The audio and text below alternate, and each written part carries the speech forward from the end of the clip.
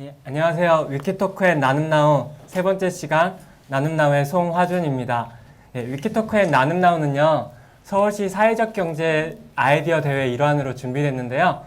오늘은 협동조합 쪽에서 협동조합 참 좋다 써주신 그 한결의 김현대 선임 기자님하고 그리고 세스넷의 정선희 상임이사님 두 분 모시고서 좋은 얘기 같이 나누도록 하겠습니다. 네, 고맙습니다. 네, 저는 오늘 같이 공동 진행을 맡게 될 지글 청소년 멘토링 또 북포럼 지식나눔 공동체 운영하고 있는 날PD 고성입니다. 네, 날라리 PD가 아니라요. 네, 날지식을 캐는 남자니까 여러분 오해하지 마시고요. 네, 좀 진행하시죠. 예, 오늘 두 분 초대 손님 소개 부탁드릴게요. 우리 정선희 상임이사님부터. 예, 안녕하세요. 저는 사단법인 사회적 기업 지원 네트워크 세스넷이라고 좀 더 알려져 있습니다. 사회적 기업을 여러 각도에서 지원하고 있는 종합 지원 기관이고요. 세스넷의 상임이사를 맡고 있는 정선이라고 합니다. 반갑습니다. 네. 예, 저는 김현대라고 합니다. 저 한겨레 신문이 1988년에 태어났는데요. 태어나기 전에 87년에 신문 만들 때 한겨레 신문 팀에 합류를 해가지고 지금까지 직장 재주가 없어서 직장 못 바꾸고 한 3년 전부터 농업에 관심을 갖게 됐는데요. 그러면서 협동조합으로 또 관심이 진화를 했고 불과 1년 만에 협동조합 전문가로 준전문가로 얼치기 전문가로 그렇게 조금 대접을 받고 있는 것 같아요. 김현대라고 합니다. 반갑습니다. 네. 네. 여러분 제가 이 협동조합 참 좋다 이 책 제가 잠깐 소개시켜드리면요, 이게 김현대 기자님이 쓰신 건데 저는 원래 이 기자님 절대 알지도 못했던 분입니다. 근데 제가 추석 전날 제가 원래 멘토로 모시던 지금 벤처 캐피탈 하시는 그 회장님을 제가 매년 이제 찾아뵀는데 그분이 이제 이 책을 저한테 강력히 추천하신 거예요. 이 책 꼭 읽어봐라. 저는 이제 속으로 사실 조합하면 조합장, 농협 별로 저한테 인상이 별로 안 좋거든요. 그래서 왜 이런 책을 왜 이분이 나한테 추천해 주셨을까 하면서 추천하니까 이제 일단 받았는데 추석 때 이제 연휴 때 이걸 읽으면서 여기 보시면 아시겠지만 막 접고 제가 막 밑줄 치고 막 하여튼 엄청나게 저한테 영감을 줘가지고 제가 바로 그때 추석 때 이제 페이스북에 후기도 썼는데 오늘 아주 이렇게 좋은 분 만나 뵙게 돼서 좀 좋고 여러분들한테 이 책 꼭 한번 읽어보시기 제가 꼭 권해드립니다. 네. 네, 협동조합 근데 이제 많은 분들이 우리나라도 협동조합은 농협협동조합이나 신용협동조합 이런 거밖에 잘 모르시거든요. 그래서 왜 협동조합이냐 이렇게 궁금하신 분들도 있을 것 같은데 그 협동조합이 어떤 건지 좀 설명해 줄 수 있으시겠어요? 되게 어려워하더라고요. 저도 참 이해하기 어려웠고 그게 우리 주위에 제대로 된 협동조합이 없기 때문에 또 학교에서도 협동조합 배워보신 적이 없잖아요. 이미 대학에서도 협동조합 강의가 없을 겁니다. 협동조합 전공했다는 교수님도 한 30년 가까이 맥이 끊어졌고요. 그렇기 때문에 더 어렵게 느껴지는 것 같아요. 사실은 아리스토텔레스 이래로 사람은 만물의 척도다 하는 게 우리 삶을 관통하는 제일 중요한 철학이라 할까요? 그거였을 겁니다. 근데 지금 우리 기업에서는 그걸 인정하지 않죠. 이기심, 자본 이게 결국 그렇게 굴러갈 수밖에 없는 걸로 알고 있습니다. 자본의 확대 재생산, 주주 가치 극대화, 성자 독식. 근데 기업도 그런 기업만 있는 게 아니고 사람을 중심에 둔 기업이 있다는 거죠. 전문가들은 이용자 소유 기업이라고 합니다. 기업을 구성하는 중에 주주가 있죠. 그 주주만 있습니까? 노동자? 라는 사람의 집단, 소비자라는 사람의 집단, 또 농민들이 어떤 공급을 하면은 공급자라는 그것도 사람들의 집단이 있습니다. 근데 유일하게 이제 자본 쪽만 돈을 대고 돈을 가져가는 거죠. 지금 구조에서는 이 사람들이 지나치게 많은 몫을 가져갑니다. 그 많은 몫을 가져가기 위해서 급여를 임금을 낮추고 소비자한테 비싸게 팔고 공급자한테 싸게 공급받으려고 하잖아요. 아, 이거 아니다. 그래서 소비자들이 우리들을 위해서 기업을 만드는 거죠. 소비자 협동조합입니다. 또 그 공급하는 사람들이 농민이다 그러면은 농민들이 모여가지고 우리를 내가 제값을 생산한 농산물 제값을 받을 수 있는 협동조합을 만드는 거죠. 그 농업협동조합입니다. 노동자들이 내 좋은 일자리를 유지하고 제대로 그 대우를 받을 수 있는 그런 직장, 우리들의 그런 직장을 만들자. 노동자 협동조합인 겁니다. 근데 이게 우리나라에서는 그게 어색하고 이게 좀 먼 이야기로 들리는 건데 제가 지난해 6월에 이제 해외 협동조합을 처음 봤는데요. 밖에 나가 보니까 뭐 일상적이더라고요. 유럽 같으면은 특히 금융 쪽의 협동조합은 예금은행은 20%가 협동조합이고 소비자 협동조합 같으면 나라마다 1등 소매업체, 우리로 치면 이마트 같은 데 있잖아요. 이런 데가 협동조합인데 나라들이 오히려 더 많습니다. 네. 농업협동조합, 뭐 선키스트라든가 웰치스, 그 유명한 브랜드 뜯어보면은 웰치스도 협동조합입니다. 협동조합입니까? 예. 그러니까 책에 보면은 예, 그 사회적 기업 이렇게 실제로 그 협동조합 많이 되게 탐방하고 오셨잖아요. 예. 그 말씀해주신 사례들 중에 좀 모범적인 거 구체적으로 좀 더 얘기해 줄 수 있으실까요? 자, 그거는 좀 먼저 여기 예. 정 이사님부터 또 아니 알아보니까 말씀하시고 네, 예, 한번 예. 근데 저는 이제 사스네. 예. 사스넷이라는 사람도 있고 세스라는 사람도 있고 부르는 게 저게 되게 여러 가지로 부르는데 네. 네? 네. 저거의 정체가 뭡니까? 모르는 분도 있을 거거든요. 아, 네. 세스넷은 네. 이제 어떻게 불러야 되는 건지도 좀 알려주시고요. 네, 뜻이 뭔지, 뭐의 약자? 세스넷이라고 부릅니다. 근데 뭐의 저희가, 약자입니까, 저게요? 예, 소셜 엔터프라이즈 서포트 네트워크의 어. 이니셜을 네. 따서 세스넷이라고 줬고요. 저희가 워낙 이름이 이제 사회적 기업 지원 네트워크 굉장히 길다 보니까 저희가 이제 이니셜을 따서 네. 세스넷이라는 이름을 더 많이 이제 불리게 돼서 음. 그게 아마 좀 더 익숙하실 거예요. 네. 예. 정 이사님은 어떤 김 기자님은 한결에 네. 지금 이제 능력이 없어가지고 한결에 계속 계신데 정 이사님은 어떤 지금 퀘를 좀 하신 건지. 아, 제가 네. 왜 사회적 네, 기업까지 네. 하게 네, 됐는지요? 네, 네. 간단하게요. 우린 토크니까. 네. 예, 예. 아, 저는 이제 사회적 기업은 사실 이제 미국에 공부하러 가서 처음 접하게 됐고요. 그래서 제가 실제 이제 사회 사업을 전공을 했는데 이제 사회적 기업을 운영하는 기관에서 인턴십을 하게 됐어요. 그래서 이제 참 매력적이다. 이게 몇 년도입니까, 대략? 그게 제가 좀 애를 데리고 네. 유학을 가서 네. 늦게 갔습니다. 그래서 네. 96년도였고요. 예. 네. 그래서 그때 이제 참 매력적이다. 근데 복지라는 영역은 사실은 좀 거의 어떻게 보면은 자선 이런 형태로 좀 많이 이루어졌는데 사실 저는 그게 좀 맞지 않았던 것 같아요. 좀 지속 가능한 어떤 자립이라고 하는 거에 대해서 더 관심을 갖다 보니까 사회적 기업이 상당히 매력적으로 다가왔어요. 그래서 이제 한국에 와서는 제가 이제 펀드레이징이나 기업 사회공헌 컨설팅을 하다가 아마 그게 남아 있었나 봐요. 제가 이 매력적인 분야들을 소개해야 되겠다는 그 욕구가. 그래서 2004년도죠. 네. 육성법이 2007년도에 만들어졌는데 2004년도에 우리나라에서 처음으로 사회적 기업이라는 타이틀을 가진 책을 내게 됐습니다. 사실 별 볼 일 없는 책이긴 네. 하지만 네. 그래서 이제 제가 사회적 기업을 마침 또 정부에서 한 2006년서부터 사회적 기업에 대한 논의들이 이루어지게 되면서 같이 좀 결합을 하게 됐죠. 그래서 어떻게 보면 이제 우리나라 사회적 기업의 초창기 멤버라고 할 수가 있습니다. 한결의 심의 초창기 멤버. 야, 오늘 우리가 원조 두 분을 모시고 지금 하는 거네요. 아주 귀한 시간입니다. 네.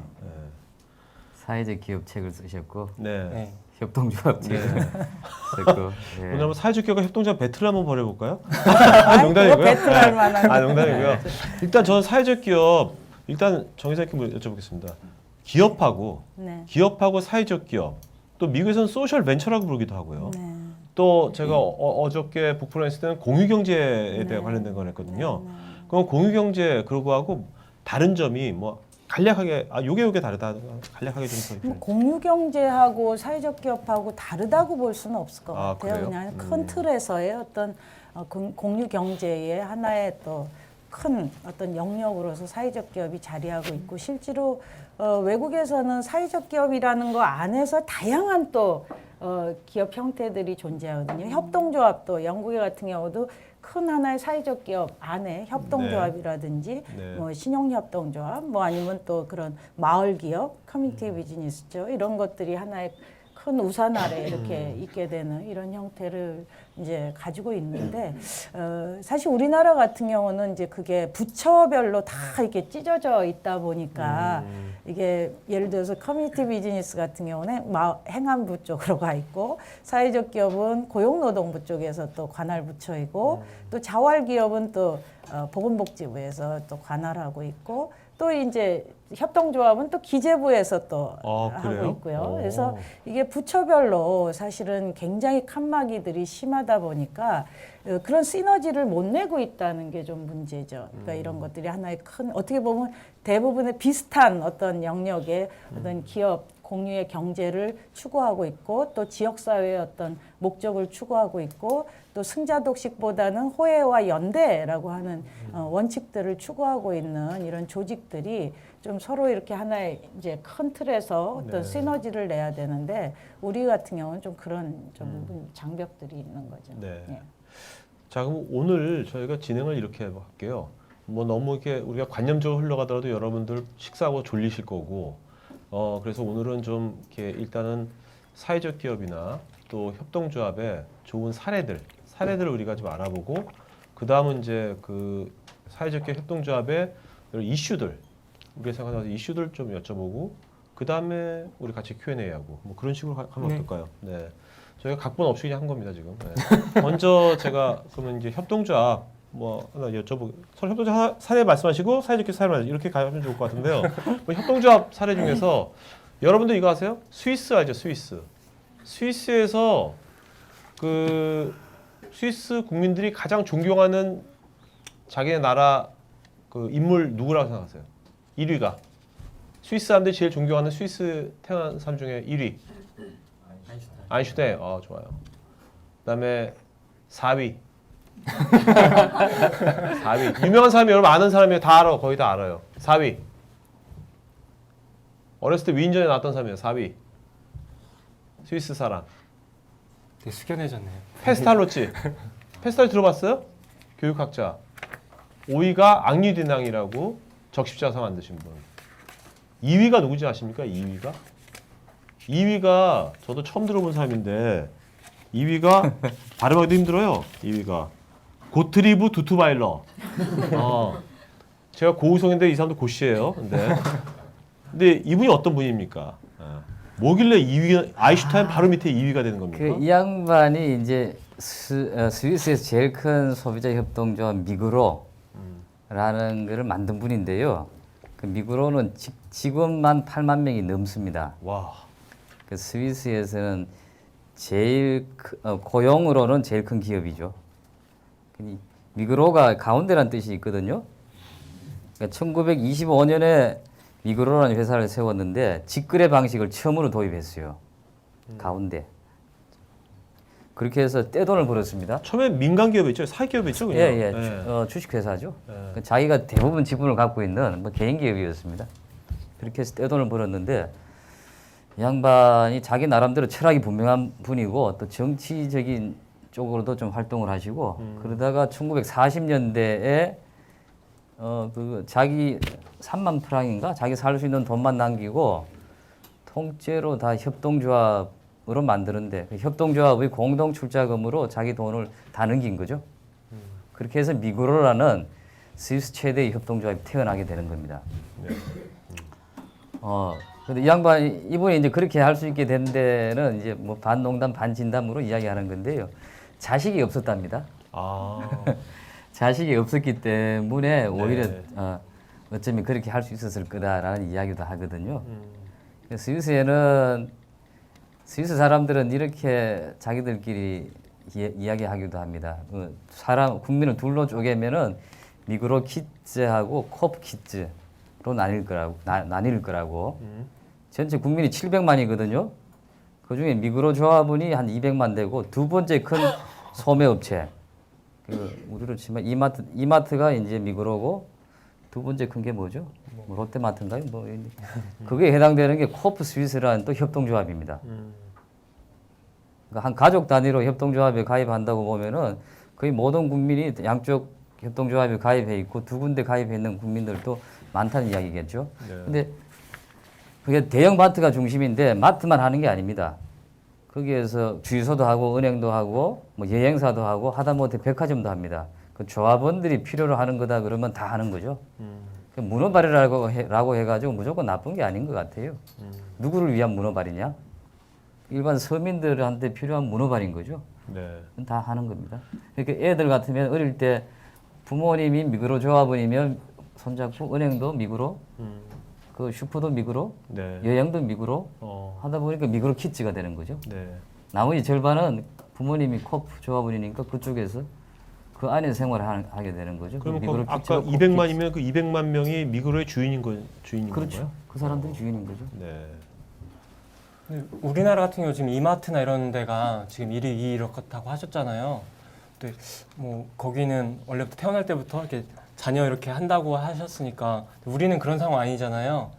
그러면은 우리도 만들어야 될 텐데 이마트 같은 걸 넘어서는 그 경쟁력의 원천이 있는 건가요? 스위스에 미국으로? 그러니까 소매업 같은 경우 뭐 생활 경제라고도 이야기하는데요. 뭐 지역 사회에서 서로 대면하면서 신뢰를 기반으로 거래하는 그런 사업 분야. 이쪽은 결국은 이런 협동조합 방식 이런 게 지배적인 사업 형태가 될 거다라고 이야기하는 분들도 있습니다. 경영학에서도 제일 마케팅 제1장 제1절이 뭡니까? 커스터머 고객이죠. 고객. 그렇죠. 고객의 로열티를 확보하기 위해 가지고 마일리지 시스템도 도입하고 또 여러 가지 이제 온갖 걸 다 합니다. 협동조합은 어떻게 돼 있죠? 고객이 주인이잖아요. 출자자잖아요. 주인만큼 로열티가 강한 사람이 어디 있습니까? 네. 거기에서 기본적으로 그 소매 분야에서는 협동조합 경쟁력의 원천이 나오는 거죠. 또 협동조합은 아까 고객이 주인입니다. 그러니까 홍보, 광고 비용을 덜 들여도 그 사람들이 찾아옵니다. 또 뭐죠? 뭐 가게 같은 것도 굳이 목 좋은데 안 하더라도 네. 임대료 덜 들이고도 그렇게 할 수 있는 여러 가지 비용 절감할 수 있는 아까 고객의 로열티를 기본적으로 확보를 하고 또 비용을 절감할 수 있는 여러 가지 경쟁 우위의 소지들이 있는 거죠. 네. 근데 우리나라도 지금 제가 알기로는 소비자 협동조합이 그 회원이 조합원이 1,000만 명이라고 한 것 같은데 우리나라 소비자 협동조합이요. 그것이 여러 개를 합쳐서 그런 건지 모르겠지만 왜 그건 왜 이렇게 힘이 없어 보이죠? 60만 명쯤 60만 되는데요. 명. 네. 60만 명. 잘못 읽었구나. 그러면. 예, 60만 명이고 60만 명도 작은 숫자가 아니에요. 57만 명 정도 네. 되면 큰 숫자죠. 네. 그 작년 기준으로 전체 매출이 한 6천억쯤 됐습니다. 한살림 아이쿠 둘의 생협 또 여성 민우의 생협이라고 그 엄청난 거잖아요. 네네. 우리는 협동조합의 생태계라 그럴까요? 네. 협동조합 이런 식의 기업은 안 된다고 생각했지 않습니까? 아무 그 기반이 없는 데서 이런 데서 그만큼 한 20년 사이에 생겼습니다. 이거 엄청난 걸로 봐야 되는 거죠. 네. 그게 한살림 같으면은 이름에서도 그 뜻이 담겨 있지만 살리자고 생긴 거거든요. 그 농민들 옛날에 농약을 많이 쳤습니다. 농약 치니까 땅을 죽이고 물을 죽이잖아요. 이래서는 안 되겠다. 살리자. 또 그 농약 많이 치는 음식 먹는 소비자 사람들도 죽게 되는 거죠. 네. 그러니까 땅도 물도 사람도 살리자 해서 시작됐는데 그렇게 농사 지으면 소출이 적잖아요. 어떻게 해야 됩니까? 팔아줘야 되겠죠. 도시에 이제 소비자 생협을 만든 겁니다. 그러면서 양자 소비자와 생산자 간에 이제 신뢰를 형성한 거죠. 네. 지금은 1년에 한 번 계약을 하는데 농산물 가격이 폭등할 때 이럴 때도 생협 매장에 가면은 똑같은 가격으로 팝니다. 네. 대신 농산물 가격이 떨어질 때도 똑같은 가격으로 농민 거를 사주는 거죠. 이게 한 20년간 신뢰가 형성됐습니다. 그 농산물 값이 많이 뛸 때는 그 생협 매장에 가면은 그 부지런한 주부들이 아침 10시에 문 여는데 그 한 한 2, 30분 전부터 줄을 서서 기다리고 있습니다. 네. 그 작년에 이렇게 사회적 기업 쪽의 이슈도 되게 유통이나 이런 그 사회적 기업이 되게 좋은 일은 하는데 소비자하고 되게 괴리되어 있다는 얘기를 많이 했었는데 듣다 보니까 그거하고도 되게 그런 대안으로 되게 곽공받을 수 있을 것 같아요. 이렇게 아까 뭐 배틀이라고 하셨는데 사실은 협동조합하고 사회적 기업을 이렇게 나눠서 볼 수 있는 영역은 아니잖아요. 그래서 그래가지고 사실 이제 비교해서 보는 건 사실 좀 어폐가 있긴 한데 그래도 어쨌든 배틀이라고 하셨으니까 완전 농담인데 그냥. 배틀을 해야 될 이유가 네. 있을까요? 아니요, 농담이에요. 이제 이쪽 넘어온다는 관점에서 네. 보면은 이제 그 정성희 상임이사님의 장점은 그런 것 같아요. 직접 이제 지원하시는 일들을 하고 계시잖아요. 그래서 오히려 이제 지원한 사회적 기업 중에 좀 모범 사례 하나 어떤 식으로 돌아가고 있는지 얘기해 주시면 좋을 것 같아요. 아니 협동조합의 예로 사회적 기업에도 굉장히 잘하는 협동조합이 있어요. 의료생협이라고. 예, 굉장히 이제 의료생협이 또 좀 말하자면 그 사무장병원이라고 그러죠. 네, 영업력이 예, 세고. 영업용으로 네, 영업력. 그런 의료생협이 상당히 많아요. 근데 그 중에서도 굉장히 오랫동안 정말 아까 말씀하신 그런 협동조합의 어떤 정신을 갖고 쭉 해오신 의료생협 연대라는 데가 있거든요. 네. 그래서 서울에도 있고 안산에도 있고 안성에도 있고 근데 거기 같은 경우는 실제로 우리가 이제 의료 문제를 해결하고자 하는 곳이죠. 그러니까 병원에서 항생제 많이 쓰고 과잉 진료하고 그리고 실제로 뭐 의사가 정말 그 환자 보는데 한 몇 분밖에 안 걸리잖아요. 근데 실제로 저도 여기 이용해 보니까 저의 문제를 봐주는데 의사가 한 30분을 할애해 주시더라고요. 네. 굉장히 좀 감동스러웠어요. 근데 한편으로는 돈을 어떻게 벌 수 있을까 이런 생각도 좀 들긴 했지만 여하튼 이제 어떤 기존의 어떤 병원의 어떤 폐해, 어떤 또 환자들이 갖는 어떤 니즈 이런 것들을 어떤 풀고자 하는 이런 또 그런 것 속에서 어떤 어떤 병이 나면 고치는 것이 아니라 실제로 다양한 어떤 조합원들에 대한 어떤 교육이나 어떤 지역사회에서의 어떤 또 캠페인 이런 것들을 통해서 사전에 예방하는 의학, 예방하는 어떤 이런 것들을 추구하는 곳이에요. 그래서 그런 것들도 굉장히 잘하고 있는 사회적 기업이라고 생각을 하고 실제로 거기 같은 경우도 아까 제가 뭐 어떻게 돈을 벌까 이런 생각을 했지만 거기는 조합원들이 벌써 한 몇천 명, 몇만 명 이런 식으로 되는 곳들이 상당히 또 의료생협 중에는 있어요. 그러다 보니까 그분들이 다 이용자시거든요. 그러니까 상당히 안정적으로 어떤 유지가 되는 이런 곳이죠. 그래서 굉장히 좀 바람직한 형태의 어떤 협동조합의 형사회적 기업을 좀 소개할 수 있을 것 같고요.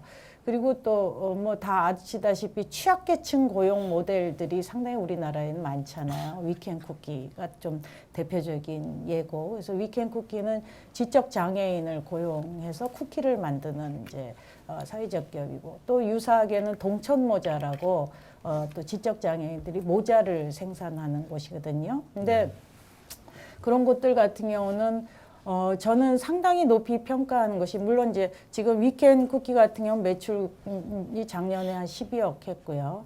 또 동천모자 같은 경우는 한 30억을 했습니다. 근데 꾸준히 거기는 자기의 주요한 사회적 목적이 취약계층을 많이 고용하는 거거든요. 그들이 또 하나의 자립적인 경제적인 자립 기반을 갖도록 하는 이런 것이기 때문에 여하튼 시장에서 경쟁력을 갖고 또 많은 어떤 수익을 얻어야 또 그것이 하나의 일자리로 사회적 투자가 이루어지는 곳이에요. 그래서 그런 사회적 목적성에 굉장히 충실하게 하고 있는 곳이다라고 생각을 하고 있어요. 그럼 아까 그 두 곳은 흑자가 나서 돈을 벌어가지고 그 잉여 그 이익으로. 예, 지금은 이제 인건비 지원도 다 끝난 상태, 이미 오래전에 끝났고 지금 그 인원들, 그 더 이상의 인원들을 또 더 고용하고 있는 이런 곳이라고 볼 수가 있습니다. 그래서 실제로 근데 사회적 기업 이런 취약계층을 고용하는 사회적 기업들 같은 경우는 우리가 이제 사회적 기업은 좀 장기적인 안목에서 봐줘야 된다라고 보여져요. 그래서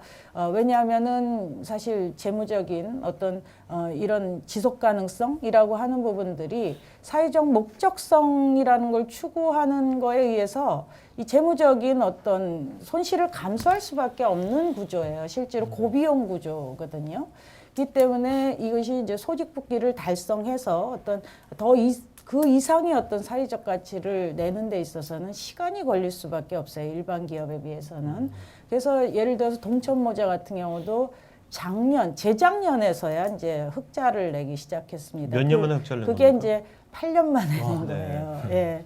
그래서 이 취재 거의 뭐 지적 장애인들이 일을 하는데 한 살 정상인을 훈련시키는 데는 뭐 한 달이면 걸리지만 여기 같은 경우는 6개월, 1년이 걸리거든요. 그 정상적인 공정을 일을 해내게 하기 위해서는 그만큼의 어떤 재무적으로 어려움이 있을 수밖에 없죠. 그래서 이제 그런 취약계층 고용 모델도 이제 성공적인 모델들이 좀 나오고 있다라고 얘기를 할 수 있고 서비스형의 어떤 사회적 기업들도 좀 성공한 모델들이 나오고 있다고 봅니다. 그래서 여하튼 좀 제가 좀 길게 얘기를 했는데요.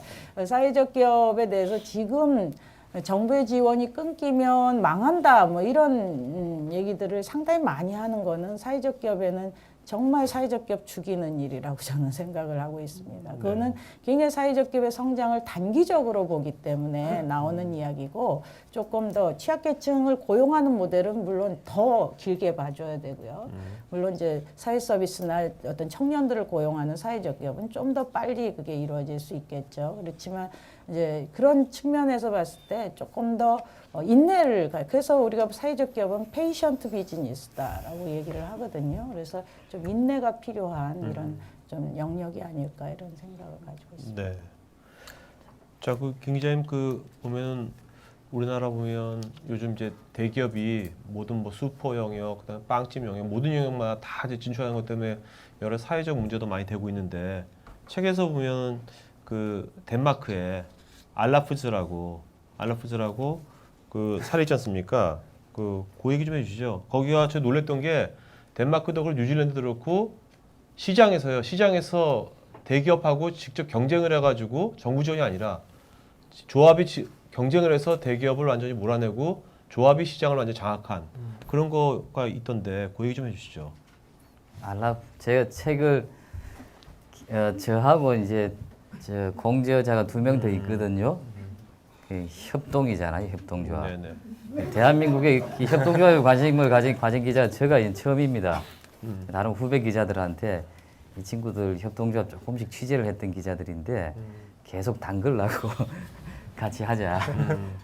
그 동지를 만들려고 그렇게 했던 거거든요. 알라푸즈는 제가 안 가본 데입니다. 아니 뭐 뉴질랜드도 안 가보셨나요 그러면? 뉴질랜드는 갔죠. 네, 뉴질랜드 얘기 좀 해주시죠. 뉴질랜드. 제스프리 아시죠? 네. 제스프리. 조금 뭐 질문하고 좀 안 맞을 수가 있는데 그 키위. 그게 우리는 뉴질랜드 농업 개혁하면은 제스프리라는 데하고 폰테라라는 데 두 군데 기업을 이야기합니다. 우리한테 그냥 기업이라고 알려져 있죠.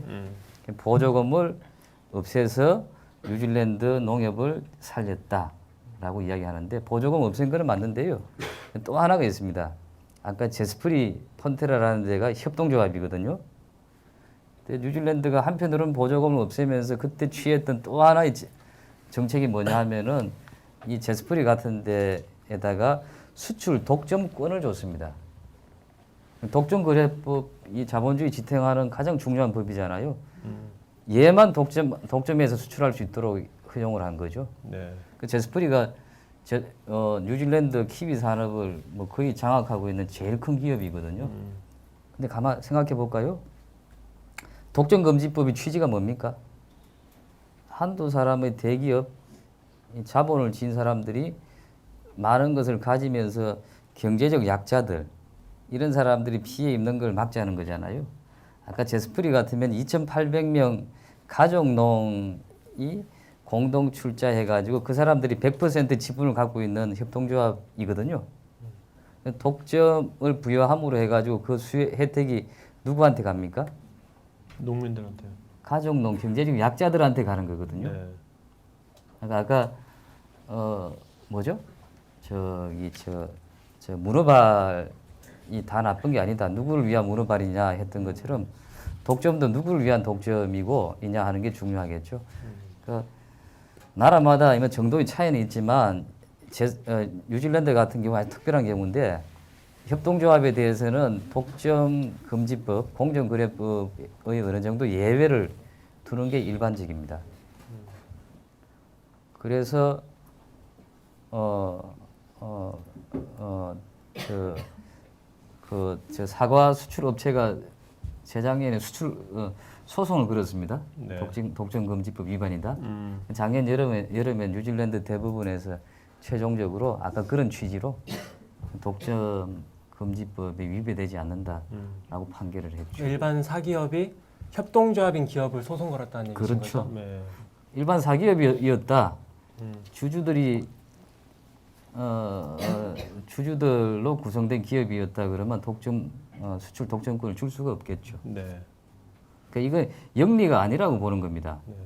영리라는 것은 돈을 출자를 해가지고 돈을 가져가는 게 영리고 여기는 가족농들이 공동으로 어떤 혜택을 나누기 위해서 운영하는 기업이라고 보는 거죠. 그런 점에서 협동조합은 기본적으로 영리가 아니다 이렇게 봅니다. 그냥 제 두 분한테 질문 좀 들어볼게요.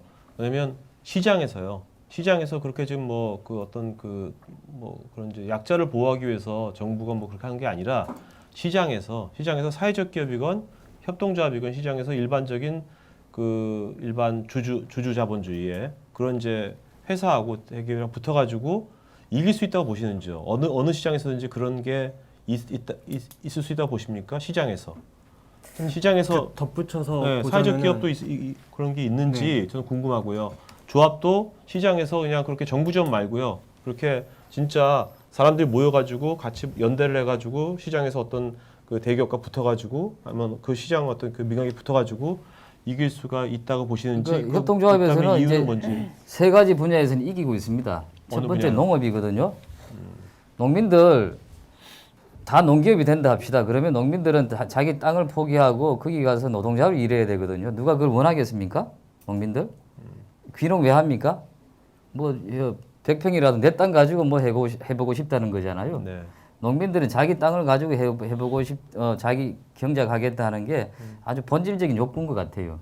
근데 그 자기 땅만 가지고는 일테면 이마트 같은 데 팔아야 되는데 저기서 후려치면 끝나잖아요. 거기서 나오는 길이 거의 필연적으로 협동조합인 것 같아요. 그 네. 마늘이면 마늘, 감자면 감자, 이 농민들끼리 다 합치는 거죠. 그렇게 해서 거의 뭐 필요하면은 지역 거 어떤 아까 키위 같은 뉴질랜드 같은 경우에는 나라 그 100% 거의 100%를 다 하나의 독점 기업으로 만들잖아요. 네. 저기 덴마크 같으면 돼지 농가 95% 이상이 뭐죠? 데니시 크라운이라는 그렇죠. 네. 협동조합 기업 하나로 모아져 있습니다. 그런 식으로 농업에서는 이미 이제 현실로 나타나고 있고요. 네. 또 아까 소매 쪽 말씀드렸잖아요. 고객입니다, 고객. 네. 제일 중요한 고객 자산을 협동조합이 쥐고 있는 겁니다. 그 시장 경쟁에서 이기고 있는 겁니다.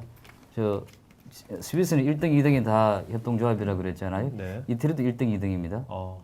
영국, 프랑스, 독일도 그 보면 1, 2, 3등 안에 다 들어가 있습니다. 그럼 우리나라도 그러면 언젠가는 그러면 이제 그런 소비자 협동조합이 지금의 이마트나 롯데마트를 제치고 1, 2위를 할 수 있는 날도 오리라고 생각하십니까? 우리 같으면 그게 조금 다른 게 이미 지금 세계 10위 경제권에 올라서 있잖아요. 네. 그리고 아주 막강한 글로벌 대기업들이 시장을 이미 독식을 하고 있습니다. 또 시민들도 어떤 뭐 사회적 책임 소비자 그러잖아요. 이런 게 아직까지 미약하죠. 네. 그렇기 때문에 지금 뭐 그렇게 물어보시면은 지금은 쉽지 않을 거다. 어떤 시장이 열려 있을 때 먼저 치고 들어가는 건 쉽지만 이미 다 장악하고 있잖아요. 네. 지금 있는 걸 빼뜨려야 되는 겁니다. 그럼 뉴질랜드처럼 이렇게 법적으로 그러나 아까 그런 처음 말씀드렸던 것처럼 특히 소비자 뭐 또 아까 의료생님 말씀하셨지만 그쪽도 굉장히 확산될 거라고 보거든요. 네. 그런 등등 이런 분야에서는 또 금융도 마찬가지일 겁니다. 금융도 자꾸 말이 길어지는 것 같아요. 아니요. 지금 정리하자면 지금 그 농업하고요. 예. 그러니까 소비자 협동조합하고요. 또 한 분야가 금융인 겁니까? 세 분야 아까 그렇죠. 세 분야라고 하셨는데. 2008년 글로벌 금융 위기 때 네. 협동조합이 그때 사실은 크게 부각됐거든요. 은행 금융 쪽에서 부각이 됐습니다. 저 월스트리트에 있는 그 세계적인 은행들이 왜 무너졌습니까? 파생금융 상품이라는 거였잖아요. 서프라임 모기지? 네. 이 수학자, 물리학자 동원해가지고 무지 복잡한 상품을 만들었습니다. 그 사람들을 움직이는 것은 뭡니까? 0.01%의 더 많은 이익을 요구하는 저 금융 주주들이었잖아요. 주식 투자자들이었잖아요. 금융이라는 게 원래 뭐죠? 원래 금융이라는 게 내 예금을 잘 선량하게 관리해 주는 게 금융이잖아요. 또 남는 쪽에 있는 돈을 받아서 모자란 쪽으로 흘러가게 해주는 저수지 역할이거든요. 네. 그렇기 때문에 어느 나라나 금융을 규제하는 당국이 있고 법이 있는 겁니다. 공적인 영역 속에 있는 거죠. 그러면서 이제 뭐 자기 이익도 추구하는 건데 이게 어느 순간인가 보니까 너무 많이 가버린 거죠. 그게 세계 경제를 움직이는 자본주의로 흘러가 버렸지 않습니까? 2008 글로벌 금융 위기 때 이건 아니구나. 근데 협동조합은 그 자체가 뭐죠? 예금자하고 대출자 이 사람들 이 출자에서 만든 거고 그 사람들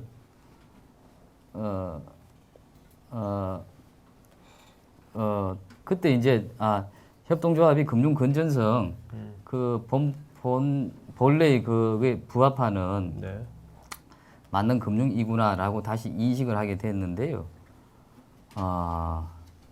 예를 들면 네덜란드의 라보뱅크 같은데 네덜란드의 제일 큰 예금은행인데 거기는 네덜란드 지금 제일 큰 예금은행이 됐지만 여전히 처음에 농촌 지역에서 하나하나 이제 신용협동조합 만들어졌거든요. 지금도 거기에서 올라온 사람들이 대표자로 경영감독위원회를 구성하는 겁니다. 파생금융상품 같은 거 뭐 이런 쪽에 운용을 하겠다라고 안건을 내면은 그 위원회를 통과하지 못한대요. 농부도 있고 이런 사람들이 있는 겁니다. 그게 뭐냐? 무슨 이해를 못하고 두 번째는 그게 나한테 무슨 도움이 되느냐? 우리 협동조합 설립 취지에 왜 그걸 하게 되느냐? 그러니까 아예 그런 쪽으로 주주의 이해가 그 경영 협동조합 금융 네. 쪽에 투영될 수 있는 여지가 훨씬 적다. 그런 점에서 이제 금융 건전성 유지하는 거 부합된다. 그래서 더 주목을 받게 됐던 것 같아요. 네. 근데 우리나라에서도 그러면 금융 쪽이 그 협동조합으로 가능하다고 보시는 겁니까? 우리나라에서도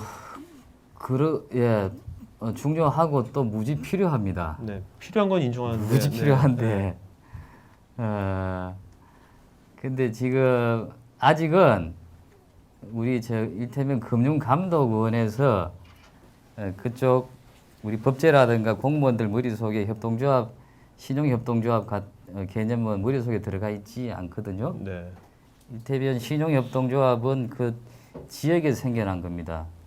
우리 안산의 화랑신협 같으면은 그 지역 서민들이 시골에서 올라온 서민들이 어디 가서 돈을 꿀 수가 없으니까 자기들이 몇 푼씩 출자를 해가 만든 거거든요. 품앗이처럼요. 예. 네. 그렇게 해서 조금씩 커진 건데 그렇게 했기 때문에 그 동네에서 이제 아까 의료 생협 생길 때 이 신용협동조합에서 자기 건물 공간 2층, 3층을 통째로 그냥 무상으로 임대를 해줬습니다. 네. 왜냐하면 처음에 의료 생협이 뿌리 내리기까지는 어렵잖아요. 그 신용이 그래서 이 협동조합 사회적 기업 생태계가 구성되는데 굉장히 중요한 건데 우리 금융감독원의 눈으로 볼 때는 그거는 도덕적 해이로 되는 거죠. 네. 예. 이게 신용협동조합도 은행이니까 수익성을 추구를 해야 되는데 왜 그런가 하느냐. 넘어서야 될 벽이 많습니다. 네. 지금 협동조합 기본법이 12월 달에 시행되는데 거기에서도 금융은 제외를 해놨거든요. 네. 유사 금융, 사이비 금융이 워낙 많기 때문에 그 협동조합이란 틀을 이용해 가지고 그런 나쁜 짓을 할 사람들이 할 수 있는 사람들이 많기 때문에 일단은 배제를 해놨습니다. 네. 그런데 결국에는 그 열려야 될 거라고 봅니다.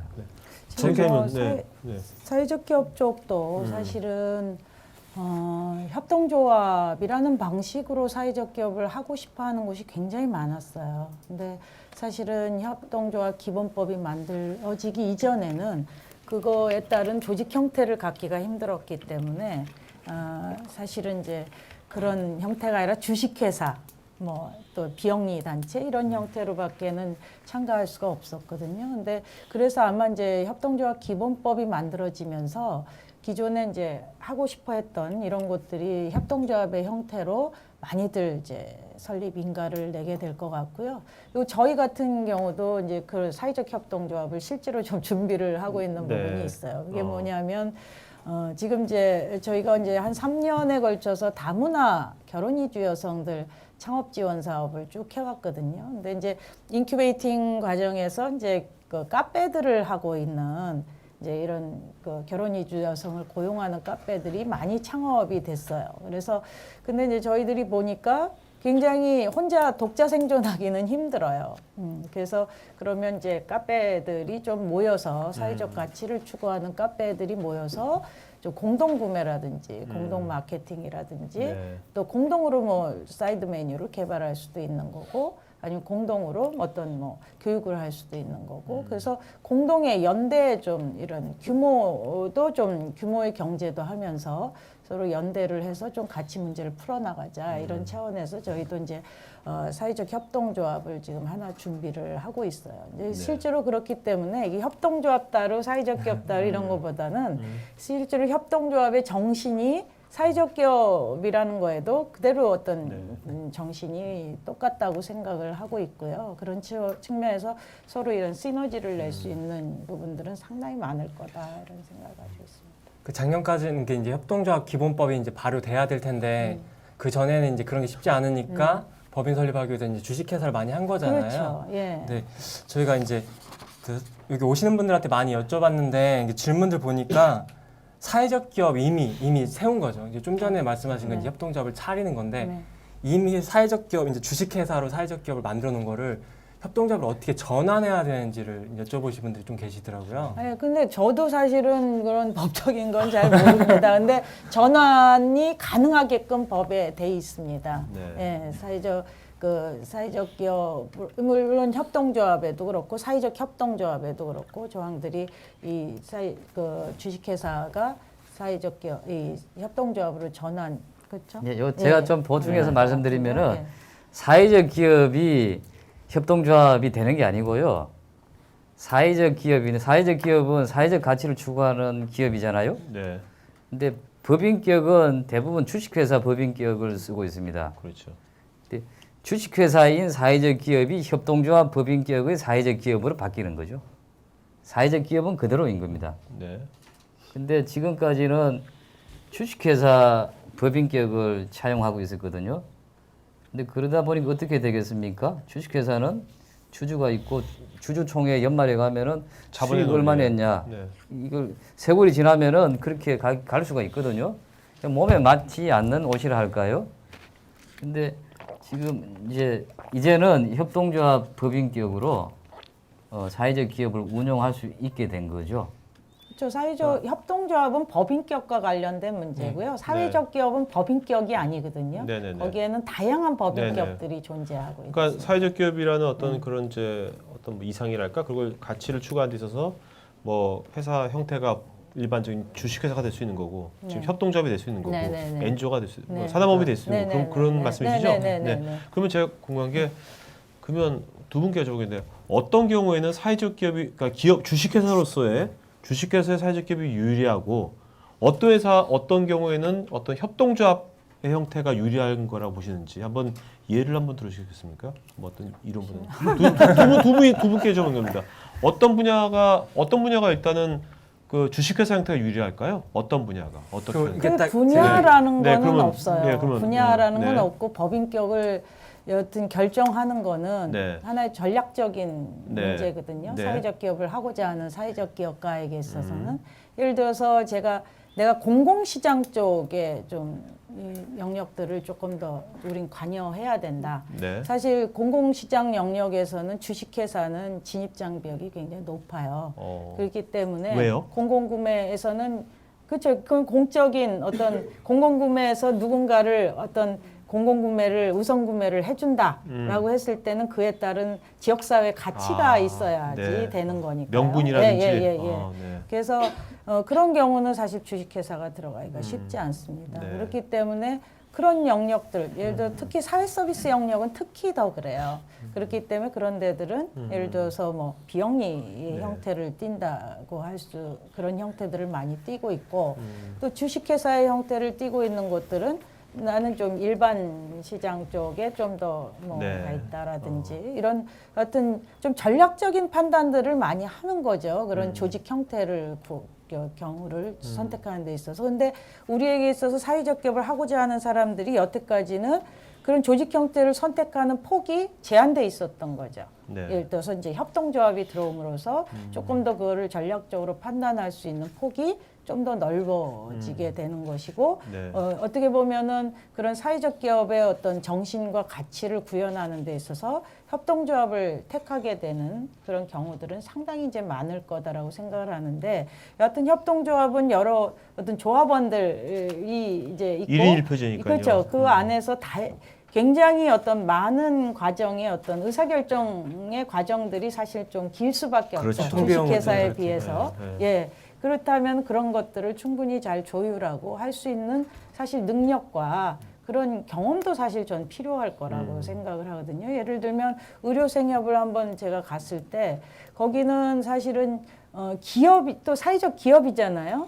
근데 기업인데 이제 조합원 총회를 준비하는데 한 2달을 가까이를 준비를 와, 하더라고요. 네. 예. 왜냐하면 조합원이 굉장히 많기 때문에 그 안에서 대의원만 해도 몇백 명이거든요. 네. 그렇기 때문에 그런 일일이 이제 그런 교육시키고 또 그런 어떤 안건들도 사전에 다 또 연락을 드려야 되고 뭐 이런 과정들이 굉장히 길어요. 의사결정 과정들이. 그렇지만 거기는 또 그런 경험을 가지고 있고 그것들 또 잘 해내면서 또 시장의 어떤 그런 흐름도 잘 또 갖춰 네. 나가고 있기 때문에 지속 가능한 어떤 모델들이 되어져 나가고 있는 거기 때문에 이제 그런 어떤 이제 어려움들이 사실 어려움이라면 어려움 또 그것이 가치일 수도 있고요. 그런 네. 부분이 있는 거죠. 그래서 굉장히 좀 운영상에서 굉장히 다른 점들이 있기 때문에 이제 그런 또 그걸 할 수 있는 과연 좀 능력과 경험과 이런 것들이 있는가도 굉장히 네. 좀 중요한 문제일 것 같습니다. 1인 1표라는 게 꼭 좋은 것만은 아니잖아요. 네. 우리는 이 한 주 한 표하고 1인 1표 사이에 담긴 뜻이 아마 이게 있거든요. 한 주 한 표는 뭡니까? 돈이 주인이잖아요. 그렇죠. 50% 이상 돈을 가지면은 내가 다 휘두를 수 있습니다. 1인 1표는 얼마나 돈을 많이 냈느냐 상관없이 똑같이 한 표를 행사하거든요. 그 부작용이 굉장히 클 수 있습니다. 분명히 프리라이더 이런 사람들이 생기죠. 그러니까 사회적 기업은 어떤 사회적 가치를 추구한 좋은 일을 하자고 만드는 거잖아요. 나가 아주 혁신적인 여기 그 PD님 네. 하는 겁니다. 근데 내가 다른 사람하고 하는 거 같이 그렇게 의논하고 하는 건 조금 둔해요. 근데 이게 협동조합 방식으로 하면은 그 과정을 다 거쳐야 되잖아요. 네. 근데 꼭 그 협동조합 방식으로 이렇게 1인 1표로 사람들 하면은 그 지역 사회에서 어떤 사업을 한다 할 때 고루 퍼지게 하고 하는 그런 좋은 점이 있습니다. 1인 기업으로 변질되지 않게 하고 뭐 하는 그런 점은 있으나 뭐 사람이 하는 거잖아요. 네. 그게 맞는 사람이 있고 맞지 않는 사람도 있거든요. 그 자기 그럼 자기 자식 그 사람들의 문화라 그럴까 그런 게 따라서 맞는 방법을 선택해야 된다고 보고 지금 이미 사회적 기업 시작한 데들 많이 있잖아요. 이런 쪽에서 협동조합 만들자 기본법 만들자라고 이야기를 많이 했는데 거기서 협동조합으로 주식회사 형태를 협동조합으로 전환하는 데가 기대만큼 많지는 않을 겁니다. 왜냐하면 이미 그 문화가 이제 형성돼 있거든요. 주식회사의 문화. 기존의 의사결정 방식에서 이쪽으로 바꾼다. 이 쉽지 않을 거라고요. 네. 억지로 바꿔가지고 그게 반드시 그렇게 해야 된다는 거는 아니거든요. 어떻게 보면 지금 말씀 들어보니까 우리가 그래서 여러분들 지금 여기 이제 한 4, 50명 있는데 여러분이 하나의 회사를 하는 거예요. 회사를 하는데 예를 들면 뭘까요? 장난감 왕구를 만드는데 회사를 50명이 같이 1인 1표 조합을 만드는 거죠. 근데 여기 맨 앞에 앉아 있는 친구가 아이디어를 내 가지고 처음에 이 친구가 장난감 왕구를 만들어서 막 했어. 해서 야, 조합을 만들자 했는데 갑자기 여러 명 했는데 1인 1표제인데 여기 만약에 어떤 파벌이 생긴 거예요, 예를 들면. 근데 이걸 잘하는 사람이 해가지고 표를 하면 이 사람은 선구자인데도 처음 했는데 이 사람은 날라갈 수가 있는 거지 않습니까? 1인 1표제니까. 그러니까 저는 이제 그런 거 같은 경우는 어떻게, 그러니까 우리도 그렇지 않습니까? 사회를 보면은 야, 이런 뜻은 정말 그 사람들이 많이 알아주면 좋겠다는데 실제로 포털에서 맨날 많이 찍는 거 보면 검색 순위 보면 연예 기사, 뭐 이런 기사가 올라가잖아요. 진짜 어떤 우리가 관심을 가질 기사는 잘 안 보이고. 그리고 사람들이 과연 모든 사람들이 그게 다 똑똑한 사람들인가, 모든 사람들이 다 그런 건가 할 때 대중의 뭐 우매성이라는 말도 있는데 그런 거에 또 함몰될 수도 있는 그런 위험성도 있는 것 같은데 그런 건 어떻게 생각하시는지. 되게 어려운 저는 기업을 하다 질문인 것 보니까 같은데, 저는 예. 주식회사 기업을 오래 하다 보니까 그런 게 좀 우려가 되는 거예요. 야, 조합을 섣불리 만들었다가 이거 했다가 그게 갑자기 해서 모르는 사람까지 그냥 무대뽀로 그냥 조합원 해가지고 10,000명이 돼버리면 내가 잘 모르는데 과연 이것이 아무리 민주주의 뭐 한다고 한들 이것이 과연 제대로 될까? 제가 만났던 이태리 그 스테파노 자마니 교수라는 사람은 그 이야기 가만 들어보면 결국 선진화된 문화권에서 협동조합이 잘 된다라고 이야기합니다. 이 성숙이 돼야 되는 거죠. 그 한겨레 사실상 협동조합이라고 보는데 뭐 직선제 처음 하다가 또 돌아갔다가 직선제로 돌아왔거든요. 이게 어쨌든 필히 지금 우리 현실에서는 그 시행착오 잘 돌아가는 협동조합 역사를 보면은 무지무지 어려운 과정들이 있을 겁니다. 그리고 또 하나 보면은 아주 훌륭한 뛰어난 지도자들이 있는 경우가 많거든요. 그런 사람이 초기에 그런 갈등이 있을 때 엉뚱하게 뭐 아까 말씀하신 그런 부작용이 있을 때 줄기를 잡은 거죠.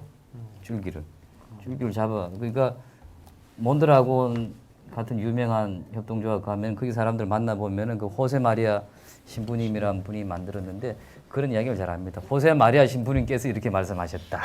그분이 이런 경우 이렇게 하셨다. 네. 그게 하나의 문화가 되어 있는 거죠. 문화가 사람들 속에 스며들어 있는 거죠.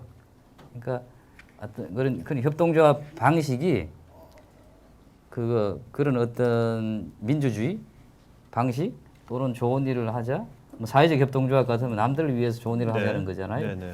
그런 게 사업의 형태로 녹아들려고 하면은 그 과정, 그 속에는 엄청난 과정이 숨어 있는 거죠. 그러니까 그런 사실은 이 사회적 가치를 추구하는 또 이런 영역의 어떤 사업들 같은 경우 사실 이해관계자 관리가 굉장히 중요해요. 그렇죠. 네. 그러니까 이게 일반 그런 사기업과는 다르게 그래서 이해관계자 관리가 하나의 중요한 부분임에도 불구하고 또 이게 하나 예를 들어서 사회적 기업 같은 경우도 시장의 요구에 또 따라가야 되잖아요. 네. 그러니까 상당히 그 어떤 이 사회적 영역의 어떤 경제 조직을 운영하는 데 있어서는 이율배반적인 것도 꽤 많아요. 예, 굉장히 갈등 요소들이 많습니다. 그러니까 이제 미션이라는 것과 또 시장의 요구라는 것, 또 효율성이라는 것과 또 어떤 우리가 추구하는 가치라는 것, 네. 뭐 이런 것들이 서로 긴장되고 갈등이 되는 지점들이 상당히 많다라는 거죠. 그래서 어떻게 보면 우리 이제 사회적 기업 같은 경우는 그래서 균형의 리더십이라는 말을 참 많이 해요. 이게 그 두 가지의 어떤 갈등적인 요소들을 어떻게 균형감 있게 하는가라고 하는 게 어떻게 보면 사회적 경제를 운영하는 조직에 있어서 가장 중요한 어떤 덕목이고 또 어떤 리더십의 자질이다 이런 얘기를 많이 하거든요. 그래서 그런 어떤 갈등되는 요소들을 어떻게 잘 조정하고 또 그거를 하나의 혁신적인 아이디어로서 어떤 그 문제를 이렇게 물꼬를 터서 해결하는가 이런 부분들이 굉장히 중요한 어떤 리더를 요구한다는 네. 거죠. 그런 어떤 그래서 아까 말씀하셨듯이 그런 리더십의 중요성 이런 것들이 굉장히 이제 중요할 것 같고요. 그래서 이 협동조합 같은 경우는 아마 더 힘들지 않을까 싶어요. 저는. 그러니까 우리는 사실은 굉장히 어떤 협동조합도 하나의 이제 지속 가능한 어떤 이런 모델 이런 것들을 생각을 해야 되잖아요. 그렇죠. 그러니까 그렇기 때문에 그런 효율성이라고 하는 부분과 그런 부분들 어떻게 그 갈등 요소들 잘 조율해낼 건가도 하나의 중요한 요소가 될 거다. 그 안에서는 또 굉장한 어떤 사람들 간의 갈등도 있을 수 있고 또 어떤 이걸 운영하는 스킬이나 이런 부분이 부족한 거가 있을 수도 네. 있고 여러 가지 어떤 문제점들이 있을 수 있기 때문에 얘기를 듣다 보니까 되게 저는 좀 우울하다는 생각이 드는 게 사실 이제 어떤 영역이든지 젊은 사람들이 그 안에 들어와야지 네. 이제 성장하잖아요. 근데 여기 지금 오신 분들도 대부분 지금 제가 보기에는 한 20대, 30대인 것 같아요. 근데 저희는 어떤 협동이나 이런 것보다는 좀 경쟁에 익숙한 세대거든요. 그래서 저희가 어떻게 해야지 그런 사회적 기업이나 협동조합 좀 잘할 수 있을지 좀 의문이 들거든요. 협동조합에서는 그 7대 원칙이라는 게 있거든요. 거기에 교육이라는 게 들어갑니다. 네. 교육. 아까 뭐 협동조합이 선진화된 문화권에서 잘 굴러가고 있다 그랬는데 거기도 그대로 안 되거든요. 우리는 막연하게 두 사람 동업도 못한다 하는 인식이 있잖아요. 이게 뭐 일제 때 생겼을 건데 그리고 뭐 착한 사람은 성공 못한다 뭐 이런 거 막연하게 있습니다. 그렇죠. 성공하려면 좀 못된 게 있어야 된다. 여자도 나쁜 남자들이 여자. 그러니까 끊임없이 이제 교육이 필요한 겁니다. 교육이 필요하고 또 이게 문화적으로 이 형성이 돼야 됩니다. 이게 세상을 바꾸는 작업이거든요. 지금 이 순간 뭐 해가지고 잘 된다. 지금 여러분 이 협동조합 이런 거 하신다 그러면 굉장한 선구자가 될 겁니다. 제가 협동조합 1년 만에 책 쓰고 이게 좀 을치기 전문가 취급을 받는다 그랬잖아요. 지금 공부를 시작하셔도 이쪽 분야에 아주 많이 앞서가는 그런 전문가 되실 수 있거든요. 또 이 큰 협동조합들 있잖아요. 아까 제가 미그로 이런 이야기 말씀드렸는데 몬드라곤이라는데도 거기 종업원이 한 8만 명 됩니다. 스페인에서 7, 8, 9위 정도 왔다 갔다 하는 현대자동차랑 비슷해요. 어, 자산 규모가. 기업 집단이죠. 매출도 비슷하고 현대자동차. 거기 5명으로 시작했습니다. 1956년에 아까 호세 마리아 신부님이라는 분이 그 못 사는 동네거든요. 애들한테 애들 위해서 기술학교 만들었죠. 졸업한 애들이 도시에 나가서 대학을 졸업하고는 고향에 돌아왔습니다. 걔들 모아가지고 홀로 회사 5명으로 만들었던 게 이렇게 커졌거든요. 처음 시작은 다 뿌리를 더듬어 올라가면은 3명, 4명, 5명 그렇게 시작한 겁니다.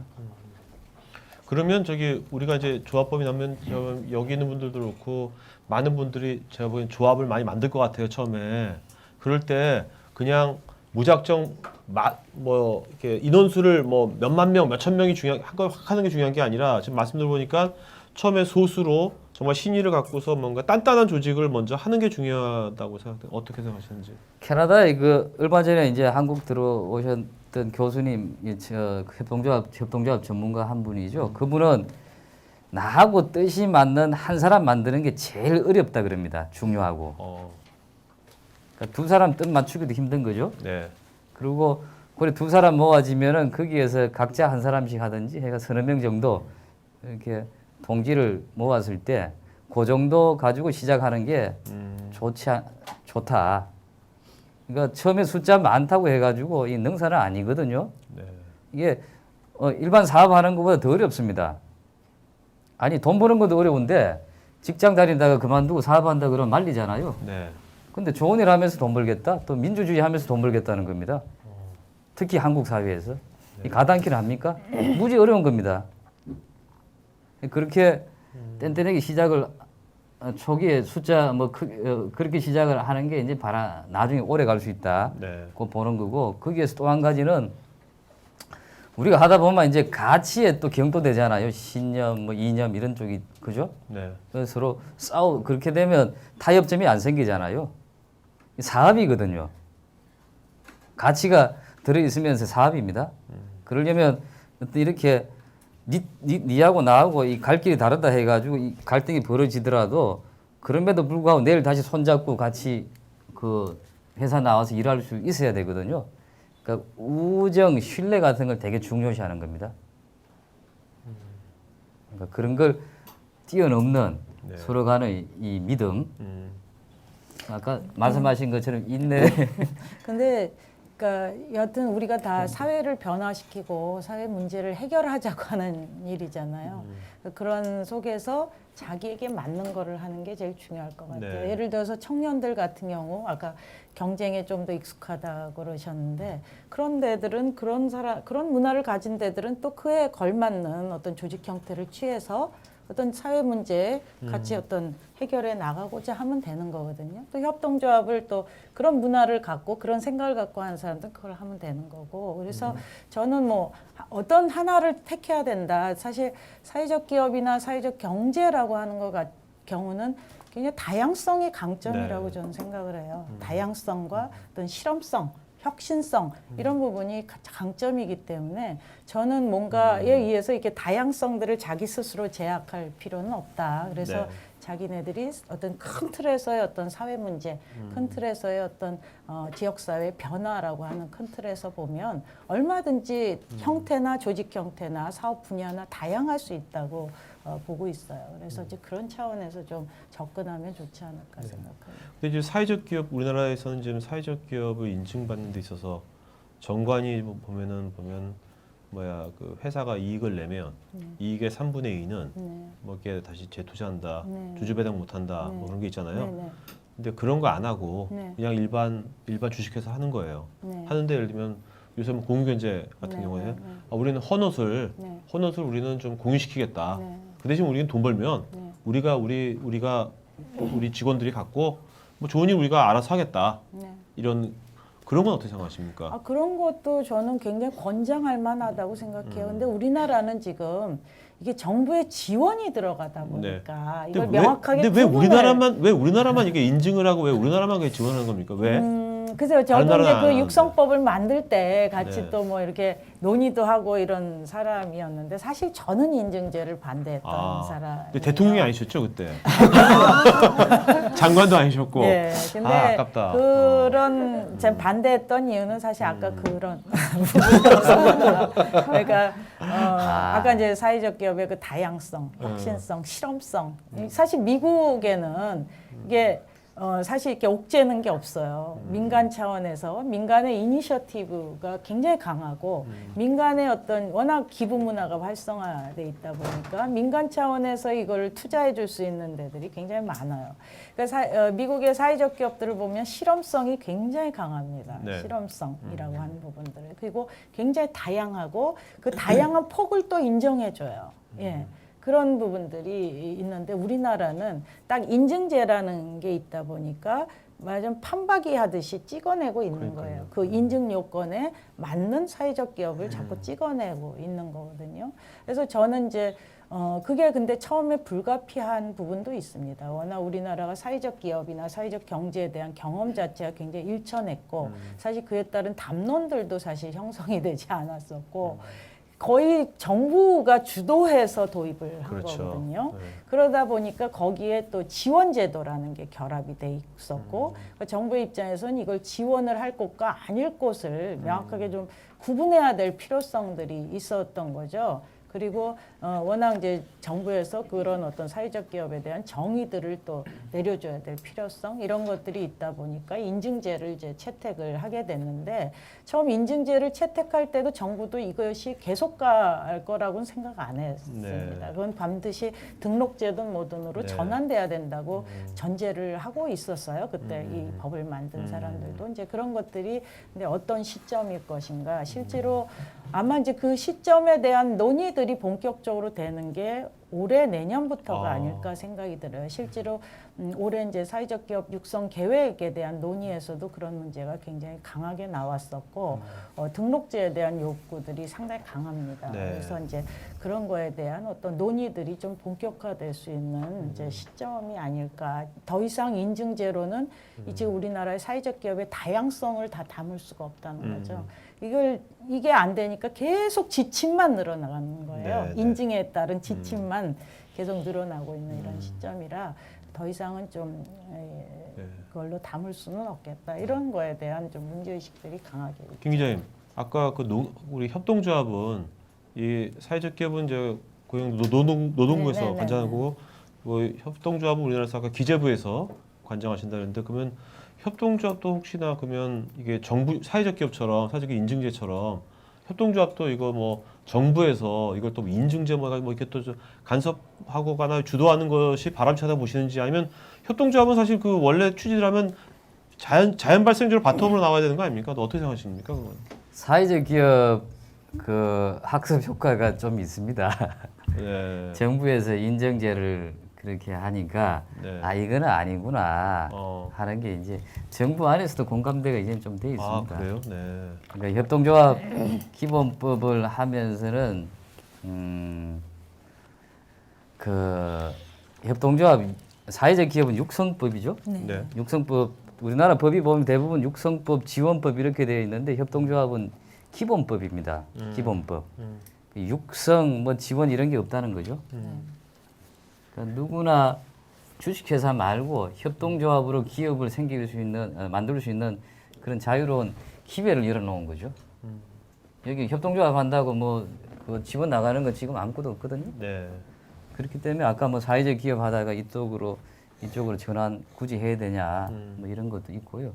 그거에 대한 일단 공감대는 되어 있습니다. 다만 기획재정부란 데가 지금 사회적 경제라고 표현을 했는데 시장 경제, 우리 골간이 시장 경제잖아요. 네. 이 정책을 기획하고 기획하고 뭐 핸들링해 해온 그 가장 두뇌 집단이란 말입니다. 거기에 뭐 사회적 경제 이런 게 그 안에 하나의 부서로 있어가지고 이게 제대로 돌아가겠느냐 그거에 대해서는 퀘스천 마크가 많죠.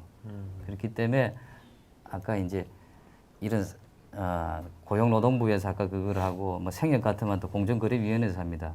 의료생협 같으면은 보건복지부에서 하고 이런 협동조합 사회적 기업을 다 묶어가지고 어떤 사회적 경제위원회라든가 별도로 그 관장하는 조직 체계가 필요하다. 네. 새로운 발상, 새로운 접근법이 필요하다는 거죠.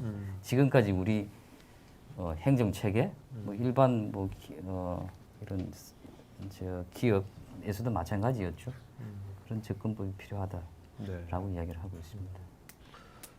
뭐 이건 제 상상인데요. 이런 건 어떻게 생각하십니까? 두 분 전문가 모셨으니까 그 사실 우리가 요즘 이제 착한 소비란 말도 있지 않습니까? 근데 사실 우리가 착한 소비를 하려고 그러더라도 이것이 이 물건이 이 회사가 정말 착한 회사인지 아닌지 뭐 이걸 알 방법이 없거든요.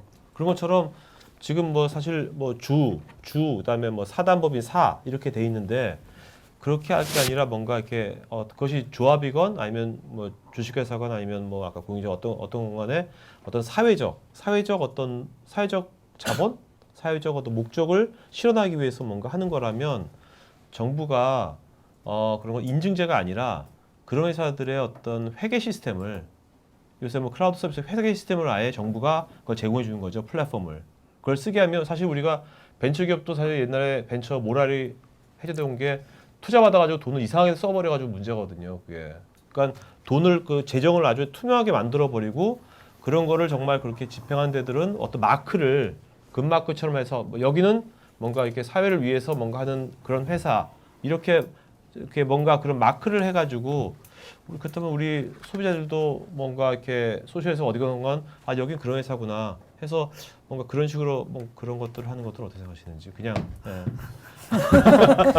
막 지원 그렇게 할 게 아니라 왜냐면 보면 그 지원 받는다고 해가지고 사실은 그런 형식은 잘 갖추는데 실제로는 돈은 이상하게 빼돌리고 막 하는 데도 되게 많잖아요.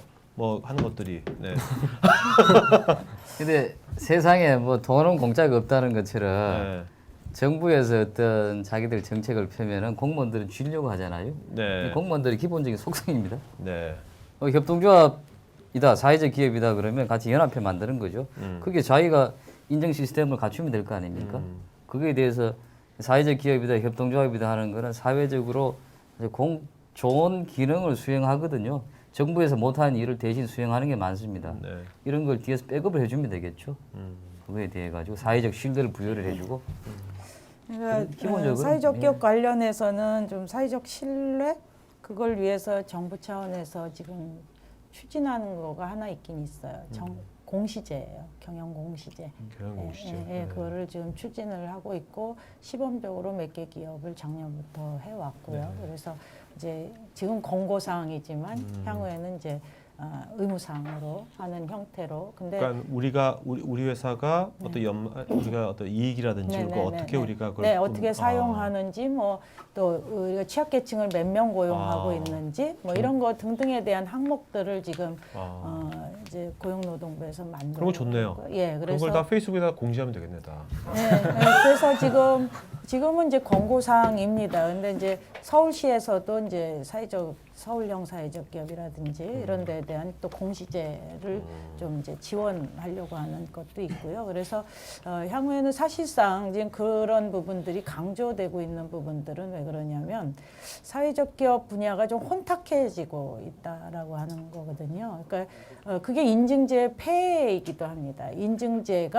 인증만 되면 지원이 되는 시스템의 어떤 제도상의 허점이에요. 그래서 인증을 받으려고 지금 많이들 지원을 받기 위해서 인증받고자 하는 사회적 기업가 정신이 없는데도 불구하고 그런 곳들 또 최근에는 이 지자체나 정부기관에서 우선 구매가 상당히 확대되고 있기 때문에 그것과 연관된 업종들이 있어요. 재활용이라든지 청소라든지 뭐 이런 것들이요. 그런 것들이 정부의 어떤 공공구매 시장에 들어가기 위해서 사회적 기업의 요건을 맞춰서 사실 사회적 기업의 요건을 맞추는 거 어렵진 않아요. 예.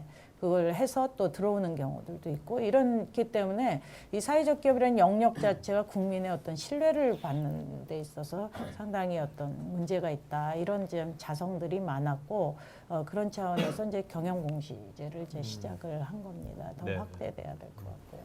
그 한때 종업원 지주회사 부도난 기업들 종업원들이 네, 인수를 네. 해가 지주회사 막 그렇게 하는 사례들이 있었는데 별로 성공한 경우가 많지는 않을 겁니다.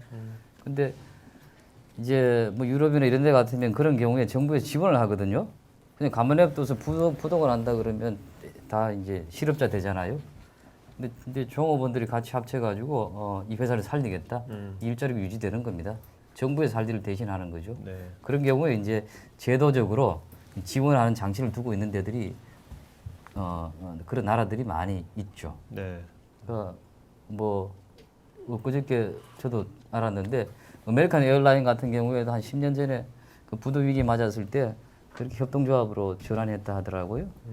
그런 경우. 근데 지금은 협동조합이다 사회적 기업이다 그러면 일반 기업보다 오히려 불리한 경우가 많습니다. 이 사회적 기업 잘 모르겠는데 중소기업 아까 육성법 지원법 같은 경우에도 주식회사나 이런 데만 지원받을 수 있지 협동조합이다 하면 지원 못 받거든요. 네. 그 주택법에도 협동조합 방식으로 주택을 못 짓게 돼 있고 뭐 여러 온갖 군데에서 그런 게 안 들어가 있는 거죠. 지금 당장은 그런 이쪽에서 협동조합 쪽에서 요구하는 건 우리한테 뭐 더 달라 이게 아니고 똑같이 경쟁할 수 있도록 그럼 불이익을 제거해 달라는 게 첫 번째고요. 또 자립자조가 원칙이지만 정부 지원 받지 않는다. 그 없애야 된다. 이건 아니거든요. 이게 사회적인 후생을 수행하는 사업들이 있습니다. 그런 영역에서는 정부 대신 정부가 할 일, 예산으로 할 일을 여기에서 더 효과적으로 수행하거든요. 그거에 대해서는 정부 지원이 있어야 되는 거죠.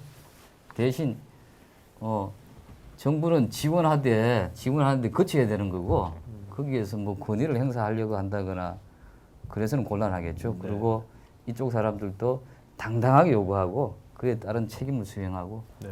그런 문화. 그 지원의 관계로, 방식의 문제예요. 지원이 필요합니다. 근데 지원을 해주는 방식이 우리나라와 같이 인건비를 지원해주는 방식으로서는 절대 기업으로서 성장할 수가 없거든요. 네. 그러니까 오히려 굉장히 어떤 문제를 안게 돼요. 오히려 경쟁력을 잃어버려요, 지금. 근데 오히려 이제 시장을 형성해 준다든지 자본 시장, 그러니까 자본에 접근할 수 있는 이 접근성을 높여 준다든지 또 시장에서의 어떤 장벽들이 많잖아요. 사회적 기업들이. 그래서 그런 장벽들을 좀 제거해 준다든지 어떤 경영적인 지원을 해 준다든지 이런 차원의 어떤 말하자면 사회적 기업이 어떤 생존할 수 있는 환경을 조성해 줘야 되는 거죠. 그게 바로 이제 생태계에 대한 문제가 나오는 거거든요. 그래서 사실은 이제 사회적 기업에 대한 지원 방식을 인건비 지원 방식에서 이제 생태계를 조성하는 방식으로 이제 전환하고 네. 있는 하나의 지금 지점에 있다라고 보시면 됩니다. 네. 그래서 지금 어떤 그런 부분들이 지자체 차원에서는 굉장히 서울시 같은 경우 특히 이제 사회적 경제 생태계 조성 사업을 이제 시범 사업을 올해 시작을 했고 그런 것들이 이제 중앙부처에도 상당히 영향을 미칠 거라고 네. 생각을 하고 있습니다. 네. 자, 그러면 그 마지막으로 Q&A 이제 시청자하고 Q&A 하기 전에 네. 하나만 여쭤보면 하나씩만 그두 분께서 정 이사님께서는 그 사회적 기업 하려는 여기 분들한테 딱 한 가지 팁만 좀 말씀해 주시죠. 사회적 기업을 이제 사회적 기업을 창업하려는 사람들한테 이거 팁이요? 하나만, 네, 하나만. 글쎄요. 일단은 사회적 기업의 매력을 갖고 재밌어야 되지 않을까요? 사실 저 같은 경우도 전 사회적 기업이 굉장히 재밌어요. 뭐가 재밌으십니까, 이렇게? 재밌잖아요. 그게 뭔가 그러니까 저는 뭐가 좀 지금 뭐 안 그런 데들도 있지만 뭔가 자립이라는 단어가 참 매력적이에요. 저는 그러니까 저는 사회복지를 하는 사람이기 때문에 취약계층들이 어떤 누군가의 도움을 필요로 해요. 근데 도움을 필요로 하는데 그게 어떤 지속 가능할 수 있다라고 하는 이런 방식으로 지원이 된다는 거에 대해서 저는 매력을 갖고 있거든요. 그래서 또 사회적 기업 자체가 하나의 또 사실은 사회적이라는 것과 기업이라는 걸 서로 결합했다는 것 자체가 굉장히 혁신이잖아요. 예. 그 자체에 굉장히 매력이 있고 그것이 실천 과정에서도 굉장히 다양한 형태로 드러납니다. 이 두 가지가 결합돼서 어떤 여러 가지 어떤 문제점들을 해결하는 과정들이 그런 역동성이 상당히 좋아요. 저는 예. 그래서 일단은 청년분들도 그런 좀 역동성에 대한 어떤 이런 그림을 좀 그리고 그거에 대해서 굉장히 재밌어야 되지 않을까 저는 이제 그런 생각이 들고 그것이 하나의 사회적 기업 정신으로 좀 이렇게 승화시키고 발전될 수 있는 것이었으면 참 좋겠다. 네. 그런 생각이 듭니다. 김 기자님. 네? 그 아까 뭐 우울하다 그런 말씀하셨는데 우리가 이게 없잖아요. 협동조합이. 그렇기 때문에 거꾸로 그렇게 사업할 수 있는 기회가 무궁무진 열려 있다 그런 생각을 해봅니다. 그 뭐 제가 대학 산악부 출신이거든요. 캐나다 가니까 등산 장비 협동조합이 무지 큰 게 있어요. 우리 저 동네 디산 가면서도 이 브랜드 굉장히 비싼 거 입잖아요. 그렇죠. 왜 그래 입어야 되죠? 근데 가서 보면은 중소기업체에서 똑같은 물건을 만들어 가지고 뭐 안 붙인 거는 싸게 팔고 붙인 거는 비싸게 팔고 그렇게 되잖아요. 이거 대학 산악부 캐나다는 1970년에 6명에서 만들어 가지고 지금 캐나다 국민 10분의 1이 넘는 380만 명의 회원으로 있거든요. 와. 저희 산악회 후배들이 지금 만들려고 하고 있습니다. 아니, 등산 장비 만든 조합이 캐나다 380만 명이 등산 장비 판매하는 판매한 조합이죠. 인구가 3천만 명 좀 넘는데 380만 이야. 명. 이 등산 장비를 팔고 있어요. 그럼요. 이야. 거기서도 처음에는 군의 학생회관 그 공간을 빌려서 순수 자원봉사로 3년 동안 버텼습니다. 3년에 700명 조합원이 모아졌거든요. 그때부터 이제 기술을 타기 시작했죠. 여기는 박앤세일이 없습니다. 왜냐면 박앤세일 한다는 건 평소에 덜 싸게 판다는 거잖아요. 그렇죠. 거짓말 하는 거잖아요. 늘 제일 싸게 파는 겁니다. 그러니까 그런 거 또 뭐 이동통신 그런 것도 굉장히 파괴력이 있고 클 거라 생각하는데 그것도 준비하는 사람들이 있거든요. 네. 이것도 왜 비싼 핸드폰만 있어야 되죠? 또 통신 가격에도 거품이 많잖아요. 각 대학마다 대리점을 학생회가 중심이 되고 뭐 해서 이제 하는 거죠. 전국 대학 다 이렇게 모아 보세요. 좋으신 생각이네요. 진짜 학생 때부터 그런 걸 하는 것도 괜찮을 것 같아요. 학생 때부터. 그렇게 모아지면은 처음에는 이제 가격을 적정 가격으로 요새 저거 있지 않습니까? 뭐죠? 알뜰 뭐 해가지고 그 망을 차용해 쓸 수 있는 그게 열려 있거든요. 그렇게 해서 우선은 통신 요금을 저렴하게 할 수 있는 쪽으로 그렇게 조합을 모집하고 이게 100만 명 된다 하면은 그 다음에 제조회사 상대로 저는 10만짜리 하면 되거든요. 이런 것도 만들라. 네. 여가 그렇게 나갈 수 있는 겁니다. 결혼 같은 경우에 얼마나 바가지 많습니까? 결혼? 평생 한 번만 하기 때문에 이 바가지인 줄 뻔히 알면서도 그냥 넘어가는 겁니다. 아 결혼 어떤 혼수 뭐 어떤 아니요. 그 결혼식장도 있고 아, 식장? 뭐 결혼 관련해가지고 아. 그 사업. 저도 결혼이 바가지라서 아니 뭐야 남자 여자 무슨 바가지를 죄송합니다. 결혼. 상조 회사가 매달 뭐 3만 원씩 해가지고 모아서 그렇게 이제 나중에 한번 네. 그 비용을 치르잖아요. 네. 결혼도 평소에 20살 됐을 때부터 매달 3만 원씩 적립을 하는 거죠. 그렇게 해서 그러면 이제 회사 하나를 만들어 가지고 네. 이거 거품을 걷어내는 거고 뭐 필요하면 아예 예식장 같은 것도 거기서 만드는 겁니다. 네. 뭐 그런 식으로도 할 수 있는 기회가 여러. 전 지금 있고요. 말씀 들어보니까 그 대학교에서 학생회들 다 있고 대학생들이 뭔가 이렇게 조합을 만드는 거 돈 투자하는 것도 아니고 대학생 남는 게 시간이고 남는 게 에너지고 그러니까 뭔가 이렇게 그 조합을 만들어 실질적인 학생회를 운영하면 그래도 뭐 학교 연대하고 그거 괜찮을 것 같은데요. 말 들어보니까 상당히 현실적일 것 같아요. 어떤 뭐 사업을 새로 시작한다 할 때도 재원 조달하는 게 참 어렵잖아요. 같이 이제 공동으로 시작하는 거죠. 벤처 같은 것도. 뭐 그렇게 하는 겁니다. 하다가 나는 내 혼자 해도 되겠다. 그러면 나는 이제 뛰어나가는 거고 남아 있는 사람들도 네. 그렇게 하는 거고. 네. 그러니까 지금 이게 중요한 게 뭐냐면은 지금까지는 아까 주식회사 이기적 합리심만이 유일한 경제적 합리성이다라는 그에서 모든 게 출발했잖아요. 거기서 성자 독식이 나오고 네, 네. 그게 아닌 저같이 착한 사람도 아 착하세요? 예. 네. 이게 나 스스로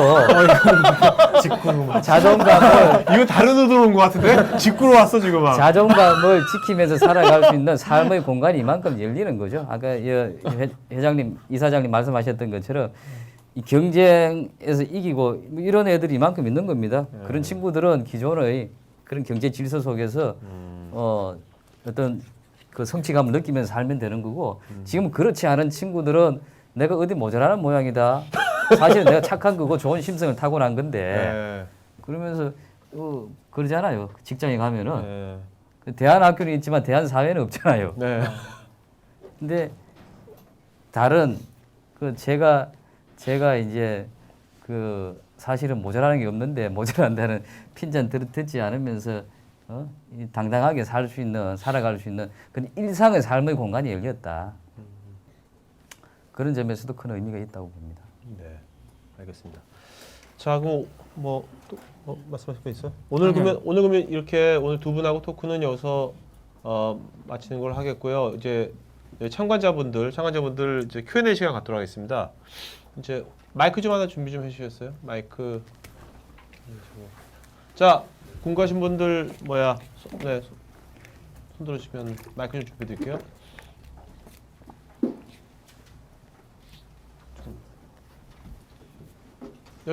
여기부터 먼저 주시죠. 여기. 네, 여기.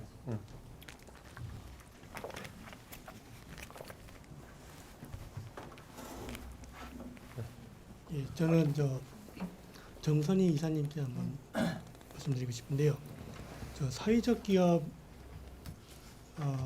기업이 지금 현재는 인정을 받으면은 정부로부터 인건비를 받게 되는데 꼭 인건비가 아니더라도 나중에 정부로부터 어떤 혜택을 받게 되면은 기존의 그 영리를 목적으로 하는 선생님께서 예를 든 게 모자 업체를 얘기하셨는데 예를 들어서 영리 사업으로 모자를 생산하는 업체가 그러니까 모자 업체 입장에서 보면은 누구는 지원을 받고 누구는 지원을 못 받고 그렇게 되면은 그렇게 됐을 경우에 형평성이 없는 것이 아닌가. 그 점에 대해서 어떻게 생각하시는지. 네. 사실 그 문제는 지금 사회적 기업 영역에서도 사실상 좀 고민이 되는 지점들이 있습니다. 그러니까 예를 들어서 청소업체를 예를 들어 볼게요. 기존 청소업체 같은 경우 상당히 취약계층들을 많이 고용하고 있어요. 고령자들이라든지. 그러면 우리 사회적 기업들은 사회적 기업이라는 이유 하나로 어떤 이제 정부로부터 인건비 지원도 받고 다양한 지원을 받는다. 그러니까 사실 지금 정부 차원에서 굉장히 심사 과정의 중요한 하나로서 보는 게 시장 충돌이 되느냐 안 되느냐 이 부분을 넣게 됐어요. 넣게 된 이유에 가장 촉발됐던 지점이 사실 청소업체였습니다. 청소업체였고 그래서 물론 이제 그런 어떤 단순히 취약계층을 고용한다라는 측면만이 아니라 실제로 청소에 이런 이제 말하자면 이런 어떻게 보면 서비스업을 하는 이런 쪽의 관행들을 사실 변화시키고 있는 측면들이 있거든요. 청소업체들이.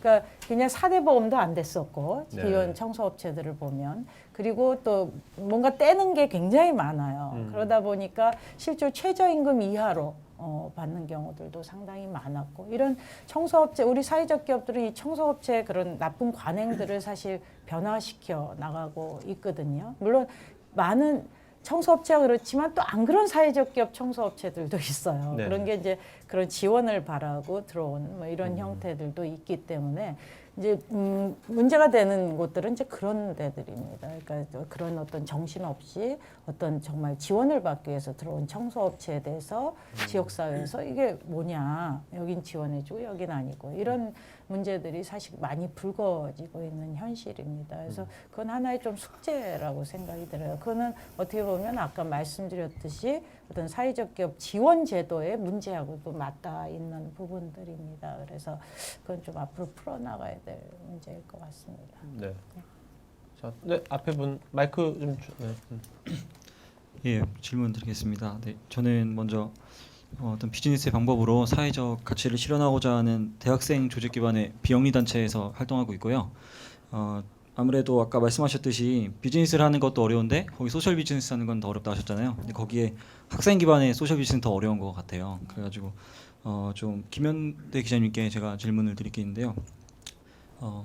책에서 말씀하셨듯이 동네 빵집에 대해서 좀 관심 있으신 것 같아요. 예, 저희 학교 내에서도 실제로 동네 서대문구 주변에 동네 빵집에 대해서 프로젝트를 진행하고 있는데요.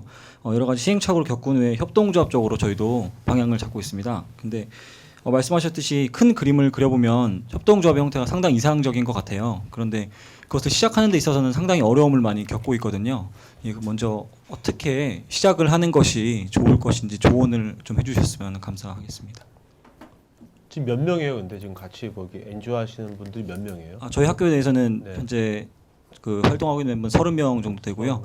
예, 전국적으로는 한 700명 정도 되고 있습니다. 한숨을 쉬시는데 한숨을 쉬셔. 네. 제가 1년짜리라고 말씀드렸는데 너무 지금 저 사업 컨설팅 차 수준의 질문을 하셨거든요. 네. 저는 이게 빵집은 동네 빵집이 경쟁력이 있다고 생각을 하거든요. 이게 대형 프랜차이즈 빵집들 보면은 전국에 공장이 하나 있습니다. 거기에서 중간 반죽 생지라고 하는데 이런 거를 냉동을 시켜가지고 공급을 하죠. 빵집에 보면 우리 가게에서는 오늘 구운 빵을 팝니다 그랬잖아요. 네. 그 냉동 상태를 그날 풀어가지고 판다 이런 뜻입니다. 근데 동네 빵집이 내가 마음만 먹으면은 제일 좋은 밀가루 사갖고 그날 아침에 구워가지고 이렇게 내놓을 수 있거든요.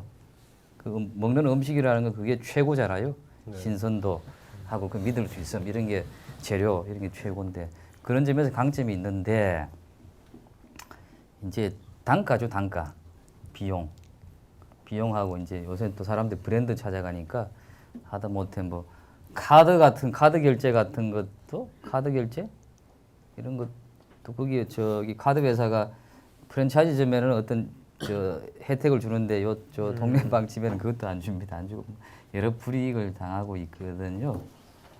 그러니까 그리고 동네 빵집이 지금 신뢰를 많이 잃었습니다. 그 사람들이 아까 그런 좋은 장점을 살리지 못하고 그 동네 빵집 가면 더 낫다 이런 개념이 없잖아요. 스스로 지금 많이 상실을 했거든요. 그게 굉장히 어려운 상황인 것 같아요. 근데 시작해야죠. 아까 그렇게 동네에서 했다 그러면 혼자서는 힘드니까 뭐 생협도 보면 요새 또 아이쿱 같으면 자기는 또 빵 베이커리가 또 있더라고요. 네. 다른 데는 그런 게 없으니까 이 협동조합은 협동조합 간의 협동이라고 이야기를 하잖아요. 그래도 신뢰를 확보할 수 있는 그래도 가장 쉽게 빠르게 믿음, 신뢰를 확보할 수 있는 그 신뢰 고객을 확보하는 쪽으로 가야 되니까 그런 기존의 생협, 뭐 의료 생협, 그 지역에 있는 그런 거 같이 연대하는 게 같이 그런 방안을 찾는 게 굉장히 중요하다. 네. 뭐 그런 생각 정도로 해보고요. 또 하나 좀 네, 덧붙이자면 저는 좀 어디 협동조합에 가서 배우시고 하면 좋겠어요.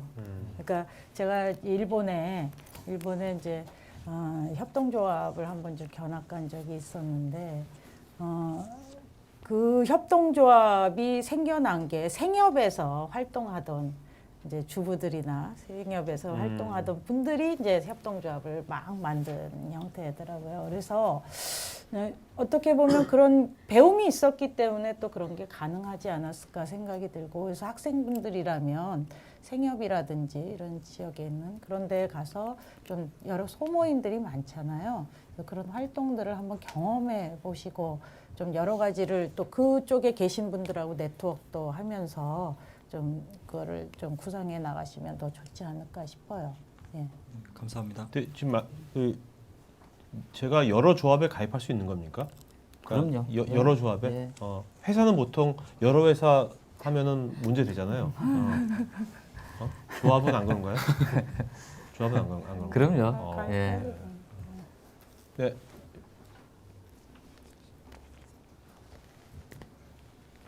여러 회사 주식을 가질 수 있잖아요. 네. 질문 두 가지인데 우선 그 전에 아까 그 뭐지 사회적 기업에서 협동조합으로 옮기는 거에 대해서 물어보신 분이 계신데, 물론 김현대 선배께서 말씀하신 것처럼 이렇게 뭐 꼭 옮겨야 되는 게 아니고 약간 법인격 문제가 있는 걸로 알고 있는데, 지금 뭐 매뉴얼 작업은 거의 끝난 걸로 알고 있어가지고 12월 하기 전에 지금 기재부하고 법적으로 해서 매뉴얼이 아마 만들어지고 있으니까 곧 있으면 매뉴얼이 나오는 걸로 알고 있고요. 첫 번째 질문은 김현대 기자님한테인데, 지금 어쨌든 오늘 말씀하셨던 게 협동조합인데 그 12월 협동조합 기본법이 생기잖아요. 근데 그거에 대한 설명이 지금 많이 안 돼 있는 것 같아가지고 한번 먼저 말씀해 주시면 좋을 것 같고, 두 번째는 두 분께 다 여쭤보는 건데, 대부분이 오늘 청년분들이 오셨으니까 혹시 그 리브랜딩에 대한 얘기가 좀 많이 나오더라고요. 제 주변에 그 사회적 기업 하는 친구들이나 아니면 그쪽 관심 있는 애들 말 들어보면은 사회적 기업이 지금 너무 물론 관심 있는 분들도 좀 계시지만은 일반적으로 되게 어떻게 얘기해야 되지, 좀 고루하고 좀 약간 낡은 이미지가 됐다. 그래서 흔한 좀 극단적인 예로 벤처하는 애들 만나면은 벤처하는 사람들은 소셜 벤처를 좀 무시하는 경향이 있어요. 왜냐면 이거는 좀 기업이 아니다, 약간 혁신적이지 않다, 그런 얘기가 많이 나오기 때문에 사회적 기업에 대해서 약간 리브랜딩 얘기가 나오고, 또 협동조합의 경우도 분명 그 장점이 있고 12월부터 되면은 그 많은 사람들이 참여할 수 있지만은 협동조합도 대부분의 사람들은 되게 고루하고 되게 옛날 거다라고 생각할 것 같거든요. 물론 되게 관심을 가지신 분들이 있고 적극적으로 참여하시는 분들이 있지만은 일반적인 인식이 그럴 경우에 그게 활성화되고 번성하는데 좀 문제가 있기 때문에 좀 약간 그런 협동조합이든 사회적 기업이든 좀 이미지를 새롭게 하고 좀 젊게 하기 위해서는, 그래서 또 더 많은 청년들이 참여하기 위해서는 어떤 게 필요할까, 그렇게 두 가지 질문드립니다. 좀 내용이 비슷해가지고 같이 좀 물어보고 협동조합 건데, 협동조합의 지금 의사결정 구조가 굉장히 취약하다. 너무 이제 많은 사람이 하기 때문에 그런 부분 때문에 이제 협동조합이 거의 이제 공공재적인 어떤 성격이 되게 많다 보니까 이제 하나 그것도 이제 기업 형태로 뛸 수가 있기 때문에 어떤 새로운 혁신이나 그런 게 또 필요할 수도 있을 것 같아요. 그랬을 때 이제 그러니까 새로운 혁신했을 때 그전에 이제 다른 나라 많이 가봤을 때 그런 게 필요하면 뭐 협동조합이 자회사나 그런 형태로 해서 했는지, 아니면 이렇게 별도로 이제 그런 부분 하나 하고, 그다음에 협동조합이 되게 읽어보니까 그 협력에 대한 부분을 되게 많이 중시하더라고요. 서로 약하기 때문에 살아남으려면 협력을 굉장히 해야겠다. 근데 지금 상황에서 이렇게 협력을 어떤 식으로 서로 모색을 해야 되는, 그냥 막 찾아가서 그냥 얘기하고 막 그러면 협력 관계가 되는지, 아니면 어떤 식으로 좀 접근하는 게 효율적이고 좀 더 이렇게 시간을 좀 잘 전략할 수 있는 방법인지 같이 해주세요. 첫 번째 질문 기억나세요? 네? 맨 첫 번째 질문. 맨 첫 번째는 기본법이고, 그렇죠. 예, 네, 그거부터 먼저 여부터 먼저 네네네, 말씀드릴게요. 먼저 이게 그 아까 몬드라고 말씀을 드렸잖아요. 거기는 전체 기업이 관계사 한 230개가 되는데 그 중에 협동조합이 100개 남짓 될 거고 나머지는 또 주식회사일 겁니다. 기업을 자기가 세운 것도 있고 인수한 것도 있죠. 세운 거는 대부분 협동조합이고 인수한 거는 그 주식회사 형태였잖아요. 그러면 일단은 주식회사 형태로 그대로 냅둡니다. 그리고 갑자기 바꿀 때는 또 많은 또 부작용이 날 수가 있겠죠. 뭐 계속 그렇게 가는 경우도 있고 거기 있는 사람들한테 조합원이 되도록 이제 유도하는 장치도 만들어 두고 있는 거죠. 예, 그런 식으로 그 현실에 맞게 그 사정에 맞게 이제 유연하게 끌어나간다고 각 나라마다 협동조합이라는 게 모양이 다 다르다고 보시면 될 것 같고요. 협동조합 간의 협동, 협동조합 간의 협동, 뭐 찾아가서 협동하자 그래가 잘 되겠습니까? 이것도 사업인데요. 그러니까 이 생태계라는 걸 강조를 하는 거거든요. 그리고 얼마 전에 어제 우리나라에서 처음으로 그 상조 협동조합이 하나 있거든요. 네. 거기 농골신협이라고 신용협동조합하고 서로 이제 제휴하는 행사를 했습니다. 그 상조 협동조합은 거기 예치금을 농골신협에다 다 예치를 하는 거죠. 농골신협은 거기 조합원들 있지 않습니까? 조합원들 상조. 이제 회원으로 가입하도록 이런 식으로 우리 협동조합이니까 좋은 협동조합이니까 서로 그런 기회를 계속 찾아가는 거죠. 그게 모이면은 큰 생태계가 되겠죠. 그 안에서 또 새로운 협동조합이 생길 때 여기 안에서 지원해 줄 수 있는 거고 여기 안에 있는 사람들이 또 새로운 협동조합을 만들어 나가고 그런 식으로 된다고 봐야지 어느 날 갑자기 뭐 여기 너 하자 이런 거보다는 아마 그런 게 현실적인 것 같고요. 말씀드리니까 이게 뭐 협동 그게 추상적 협동이 아니라 서로 주고받는 게 예. 뚜렷한 데가 있으면 거기랑 먼저 협동을 하는 게 맞는 것 같네요. 그 원주라는 데가 우리나라 협동조합 메카라고 하는데 거기 맨 먼저 발금 신협이라는 게 생겼거든요. 그리고 한살림 있잖아요. 원주에 네. 생겼는데 그게 한 10년, 10여 년 뒤에 농골 신협에서 그 재원이 있으니까 그걸 바탕으로 이제 한살림이 생길 수 있었습니다. 그 다음에 의료생협이 생겼거든요. 신협에서는 자금을 공급을 하고 생협은 조합원들이 많잖아요. 네. 그 조합원들이 의료생협의 조합원으로 간 거죠. 이런 식으로 하나하나 이제 선순환이 이루어지는군요. 생태계를 넓혀가는 거고 지금은 협동기금을 조성하려고 합니다. 아까 신협만 가지고 신협은 또 정부 규제가 또 타이트하기 때문에 그 새로운 협동조합이 생길 때 그 자금을 지원한다 어려울 때 뭐 어떻게 한다 하는 그렇게 할 수 있는 공동의 기금 그러니까 매출의 얼마 이익금의 얼마를 적립하는 거죠. 이태리의 연합회 방식인데요. 네. 그렇게 가 있고요. 기자님 지금 기본법? 저도 갑자기 떠는데 원주 말씀하셨잖아요. 예. 책에 보면 원주가 되게 그런 신협 뭐 생협 뭐 이런 것이 되게 많이 선구자처럼 그 도시가 원주에는 도대체 뭐가 있길래 원주는 이렇게 발전한 겁니까? 그런 거예요? 원주에 사람이 있었던 것 같아요. 아니, 원주 사람들은 어떻게 생긴 거예요, 도대체? 왜 이런 걸 먼저 그러니까 많이 열심히 하는 거죠, 원주 사람들은? 돈 나고 사람 났지 사람 나고 돈 났냐 이런 말이 있잖아요. 네.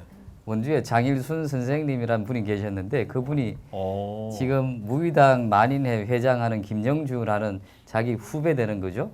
써준 글이 돈 나고 사람 났지 사람 나고 돈 났냐입니다. 아마 그 김영주 선생 그분도 자기 돈 많이 안 밝히셨다고 하던데. 네. 그러니까 거기에 이제 협동조합 정신이 있는 거거든요. 네. 장일순 선생이라는 분이 계셨고 또 그 서포트하는 누구죠? 그 주교님? 함석헌 주교, 함세훈. 함세훈 주교님. 예. 어. 잠깐 거기 또 갑자기 내가 헷갈린다. 지학순 지학순 주교님. 주교님. 예. 그 두 분의 그 역할이 제일 컸던 것 같아요 원주. 네. 원주에 원래 뭐 협동조합 이런 게 그런 뿌리가 다른 데보다 특출나게 뭐 있었다 이거는 아닌 것 같거든요. 그런데 네. 그러니까 시작은 거기에 큰 물난리가 났을 때 독일의 어떤 국제적인 지원 기금이 있었는데 그 기금을 지학순 주교님이 받아 오신 거죠. 네.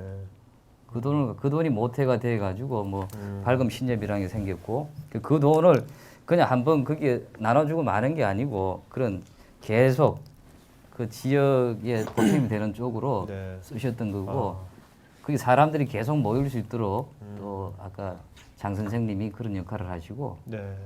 그렇게 하나하나 만들었던 게 지금의 원주가 아. 태어났다 네. 난 것 같아요. 네. 네. 협동조합 기본법은 아까 길게 말씀드릴 건 없을 것 같은데 이제 누구나 이제 협동조합이라는 법인격으로 사업을 할 수 있다라는 게 제일 큰 거고요. 5명만 모이면 됩니다. 5명. 대신 아까 의료, 금융하고 보험 쪽은 일단은 안 되는 걸로 해놨습니다. 근데 그건 계속 논란이 될 거고요. 이제 의료 쪽도 굉장히 중요한 분야인데 이쪽도 유사 의료 생님이 많이 생겼거든요. 사무장들이 의료 그 가짜 조합원들 모아가지고 그렇게 해가지고 병원을 차린 겁니다. 의료 생협을. 네. 그게 전국에 한 100개 이상 생겼어요. 그런 문제가 불거지면서 이거 요건을 조금 엄격하게 했습니다. 500명 이상 뭐 등등 그런 거 있는데 기본적으로 누구나 협동조합으로 사업을 할 수 있다. 그런 길이 열렸다는 게 제일 중요합니다. 그리고 브랜딩 아까 말씀은 이 책을 처음 쓸 때요. 작년 가을에 이제 기획을 했는데 출판사하고 출판사 첫 번째 요구 사항이 제목에 협동조합 넣지 말자였습니다. 똑같죠. 꾸리꾸리하다. 맞아. 저도 그래서 안 살려줬어요. 그래서 저도 동의했습니다. 넣지 말자. 협동조합 하면 농협이 먼저 연상되고 맞아요. 뭐 네. 그러니까요. 근데 그 사이에 바뀌었습니다. 많이 바뀌었습니다. 여전히 이제 젊은 사람들한테는 꾸리하겠지만 협동조합 이름 박아가지고 지금 불과 그때 2달 만에 4세를 찍었거든요. 9,000부가 나갔습니다. 이게 엄청난 변화입니다. 새 브랜딩을 하는 게 좋을지 기존 브랜딩을 좋은 쪽으로 바꿔 나가는 게 좋을지 저는 뭐 이거 바꾸고 새 단어 만들기는 어렵다고 보고요. 지금 우리나라 사람들이 빨리 변하잖아요. 무지 지금 너무 달아오른다 싶을 정도로 제 가까이 있는 사람으로서는 그런 느낌을 받고 있습니다. 또 다른 질문. 네. 그 아까 전에 그 청소하는 그 사회적 기업 그 말씀하셨잖아요. 노령자들 그 고용해가지고 하는 거. 근데 저는 그게 좀 궁금한 게 보통 우리나라 사람들은 그렇게 하면은 좀 꼼수를 부려가지고 그냥 정부 지원 받아가지고 그냥 법인 하나 설립해가지고 요것만 충족시켜가지고 그냥 사람만 끌어모아서 그냥 허가 내고 정부 지원 받고 그리고 뭐 최저임금으로 해가지고 그렇게 지원 받을 수 있는 좀 일종의 그런 꼼수가 좀 나올 수 있을 것 같아가지고 도대체 그런 거는 정부에서 어떻게 제재를 하는지도 좀 궁금하고요. 첫 번째는 그 두 번째는 사회적 기업이라고 해가지고 사회적 가치만 창출하다 보면은 이익이 나야 사람들도 들어오고 더 모이는 건데 젊은 사람들이 이게 고리타분하다고 하는 게 가치만 얘기하고 이 수익이 어느 정도 나야 항상 사회적 기업을 보면은 대부분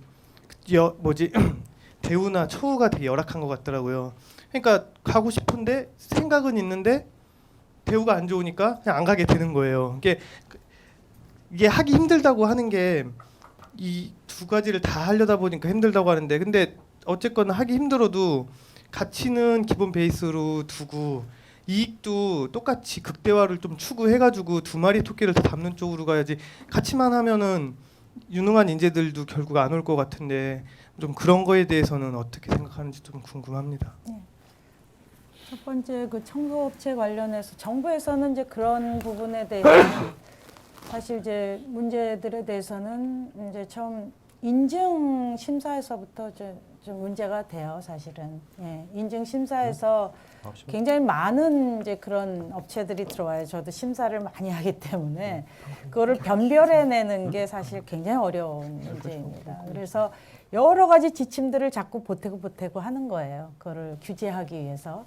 근데 그거 가지고는 이제는 더 이상은 힘들다라는 게 제 판단이에요. 그런 지침을 자꾸 덧붙이고 하는 것 자체가 그래서 제도 자체를 좀 바꿔야 된다.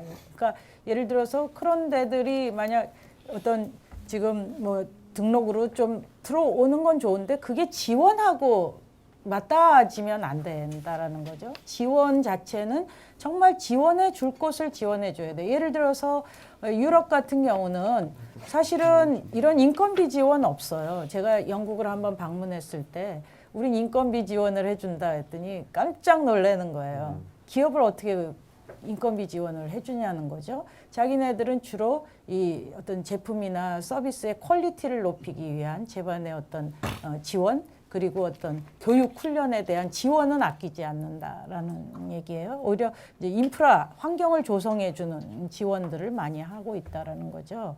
그렇기 때문에 기본적으로 거기는 이제 하나의 사회적 기업이 막 되려고 해요. 왜요?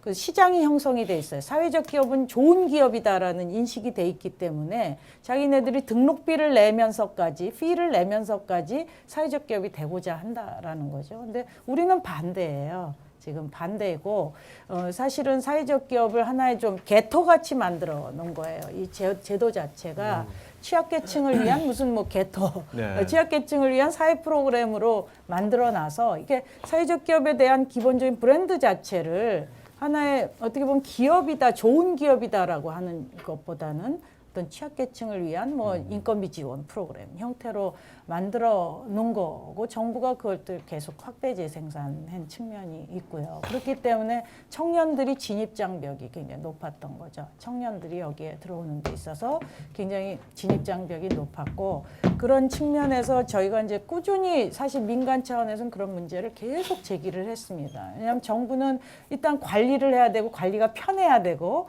뭔가 이렇게 지원에 따른 결과가 명확해야 돼요. 공무원들은. 그러다 보니까 자꾸 이제 그런 부분으로 갔고 우리 같은 경우는 이제 이건 아니다. 이건 정말 사회적 기업 죽이는 일이다라고 계속 얘기를 해왔던 측면들이 있고 그래서 여하튼 조금씩은 개선이 되어 나가고 있다고는 생각을 해요. 근데 저는 자꾸 이렇게 사회적 기업을 만들어 나가는 과정 자체에 자꾸 정부를 개입시키지 않았으면 좋겠어요. 결국은 그건 우리가 해야 될 일이거든요.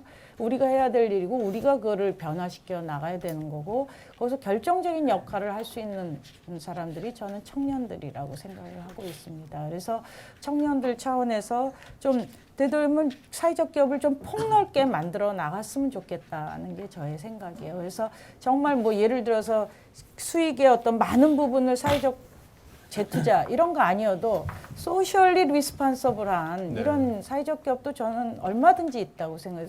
수익 부분에 더 가 있는 그런 곳들도 얼마든지 있을 수 있다고 생각을 하거든요. 그래서 우리가 보통 우리나라 사회적 기업들이 사회공헌을 보통 몇 프로 하나요? 한 1% 하나요? 근데 미국에는 이제 그 사회 책임 기업이라고 해서 한 10%, 5% 내지 10%를 하는 또 기업들을 또 사회 책임 기업이라는 또 새로운 어떤 네임으로 또 분류를 하기도 하고 그래서 저는 그런 게 폭넓어져야 사회적 기업도 산다고 생각을 해요. 서로가 이게 생태계가 조성이 돼서 뭐 예를 들어서 실리콘밸리에서도 이 사회적 기업이 성장하는 환경들이 되니까 실리콘밸리의 사회적 소셜 벤처들이 막 생겨나거든요. 그러니까 그런 벤처들이 돈을 벌어서 또 소셜 벤처를 지원하고 뭐 이런 생태계들이 형성이 되기 때문에 저는 오히려 청년들이 좀 더 적극적으로 그런 폭을 넓히는 작업을 했으면 좋겠다는 생각입니다.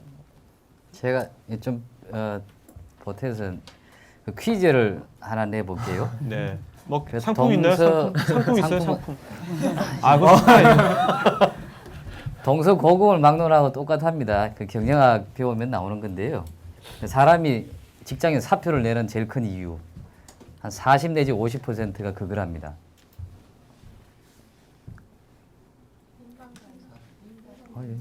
대부분 나오네. 그 사람이거든요. 돈도 아니고 비전도 아니고 뭐 말은 그렇게 이야기하는데 불러가지고 술 한잔 하면서 이제 이야기 들어보면은 사람입니다. 사람 중에서도 바로 위에 있는 사람이죠. 이게 맨날 매일 얼굴을 부닥치는데 거기서 끌고면은 못 견디는 거죠. 그래서 협동조합 사회적 기업 같은 데는 수평적인 조직이고 사람이 자기 갖고 있는 능력을 스펙이라 그러잖아요. 스펙 일반적인 채용 방식 일반적인 기업에서 얼마나 거기에 자기 투여를 하겠습니까? 빙산은 일각 정도만 할 거란 말입니다. 근데 이런 기업은 이제 원론적으로 이야기하면은 그런 걸 다 끌어낼 수 있는 그런 기업 문화적인 환경 여건을 갖추고 있는 거죠. 제가 그 덴마크 갔을 때, 이태리 갔을 때 그 만났던 사람들, 협동조합 사람들 행복하더라고요. 그러니까 협동조합도 급여 상한을 제한 둡니다. 너무 차이가 나면 협동이 잘 안 되니까. 그때 은행인데 덴마크에 당신 저 다른 은행 가면 간부죠. 월급 훨씬 더 많이 받을 수 있는데 왜 여기서 일하냐 했더니 대부분 뭐 0.1초 만에 답이 나오는데 우리 은행에서는 가치가 급여의 일부입니다 그러더라고요. 그때 가슴 울림이 있던데요. 그러니까 아까 사회적 기업도 그 사회적 기업 장점이 있잖아요. 지금 이 장점 같은 게 잘 이렇게 피부에 와닿게 잘 안 알려졌고 그 잘 또 만들어내는데도 아직도 그 충분치가 못한 것 같은데 그런 걸 잘 살려야 되겠죠. 사회적 기업도 굴러가기 위해서는 기본적으로 돈은 벌어야 되는 건데 이 돈 벌자는 게 첫 번째 목적은 아니거든요. 그런 일을 하기 위해서는 돈이 벌어져야 되는 거죠.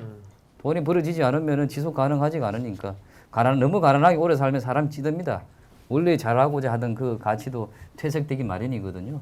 근데 더 중요한 거는 원래 뭐 하고 했느냐, 왜 이 일을 하려고 했느냐 그런 걸 잘 살리고 잘 키워 그 장점이 그 사업의 성과로도 나타나도록 해야 되는 거죠. 한국에서 최초의 사회적 기업은 저는 한겨레 신문사라고 생각하거든요. 네. 요새는 처음에 사회적 기업 나왔을 때는 한겨레가 사회적 기업이구나 그랬는데 한겨레가 협동조합이네 지금 그러거든요. 네. 이게 돈 벌려고 만든 신문사가 아니거든요. 50억을 6만 주주한테 200억을 모았죠. 그렇게 해서 신문사를 만든 거잖아요. 또 사원들 1인 1표로 대표이사를 뽑는 겁니다. 네. 이미 지금은 사람들이 잘 모르던데 근데 한겨레 신문사 뭐 그렇지 않은 사람도 있겠지만 사회적 신뢰가 있잖아요. 젊은 친구들 옵니다. 물론 저는 아직 이게 모자란 미흡한 점이 많다고 생각하는데 갈 길이 멀다고 생각하는데 그렇게 잘 살리면은 젊은 친구들이 도전해서 오는 거죠. 그 협동조합에서 오히려 혁신이 더 필요하다 이런 말도 하거든요. 하여튼 뭐 협동조합 사회적 두 말씀 들어보면 뭐든지 하고 그 사회적 뜻이 있으면 일단은 행동을 옮기시면 될 것 같아요. 옮기시면은 그것이 뭐 너무 그 어느 원칙이나 룰에 연연하지 말고. 자 일단은 방송은 여기서 너무 또 온라인으로 하면 여기서 오프 더 레코드를 하면 또 질문도 마음대로 할 수 있으니까 방송 여기서 마치는 걸로 하겠고요. 이제부터 방송 여기까지 하겠고 뭐 이제 다음 주 없는 거죠 일단 그죠? 네, 끝난 없습니다. 거죠. 네네네. 네. 자 여기까지 마치는 걸로 하겠습니다. 여러분 수고하신 두 분께 박수 좀 부탁드리겠습니다.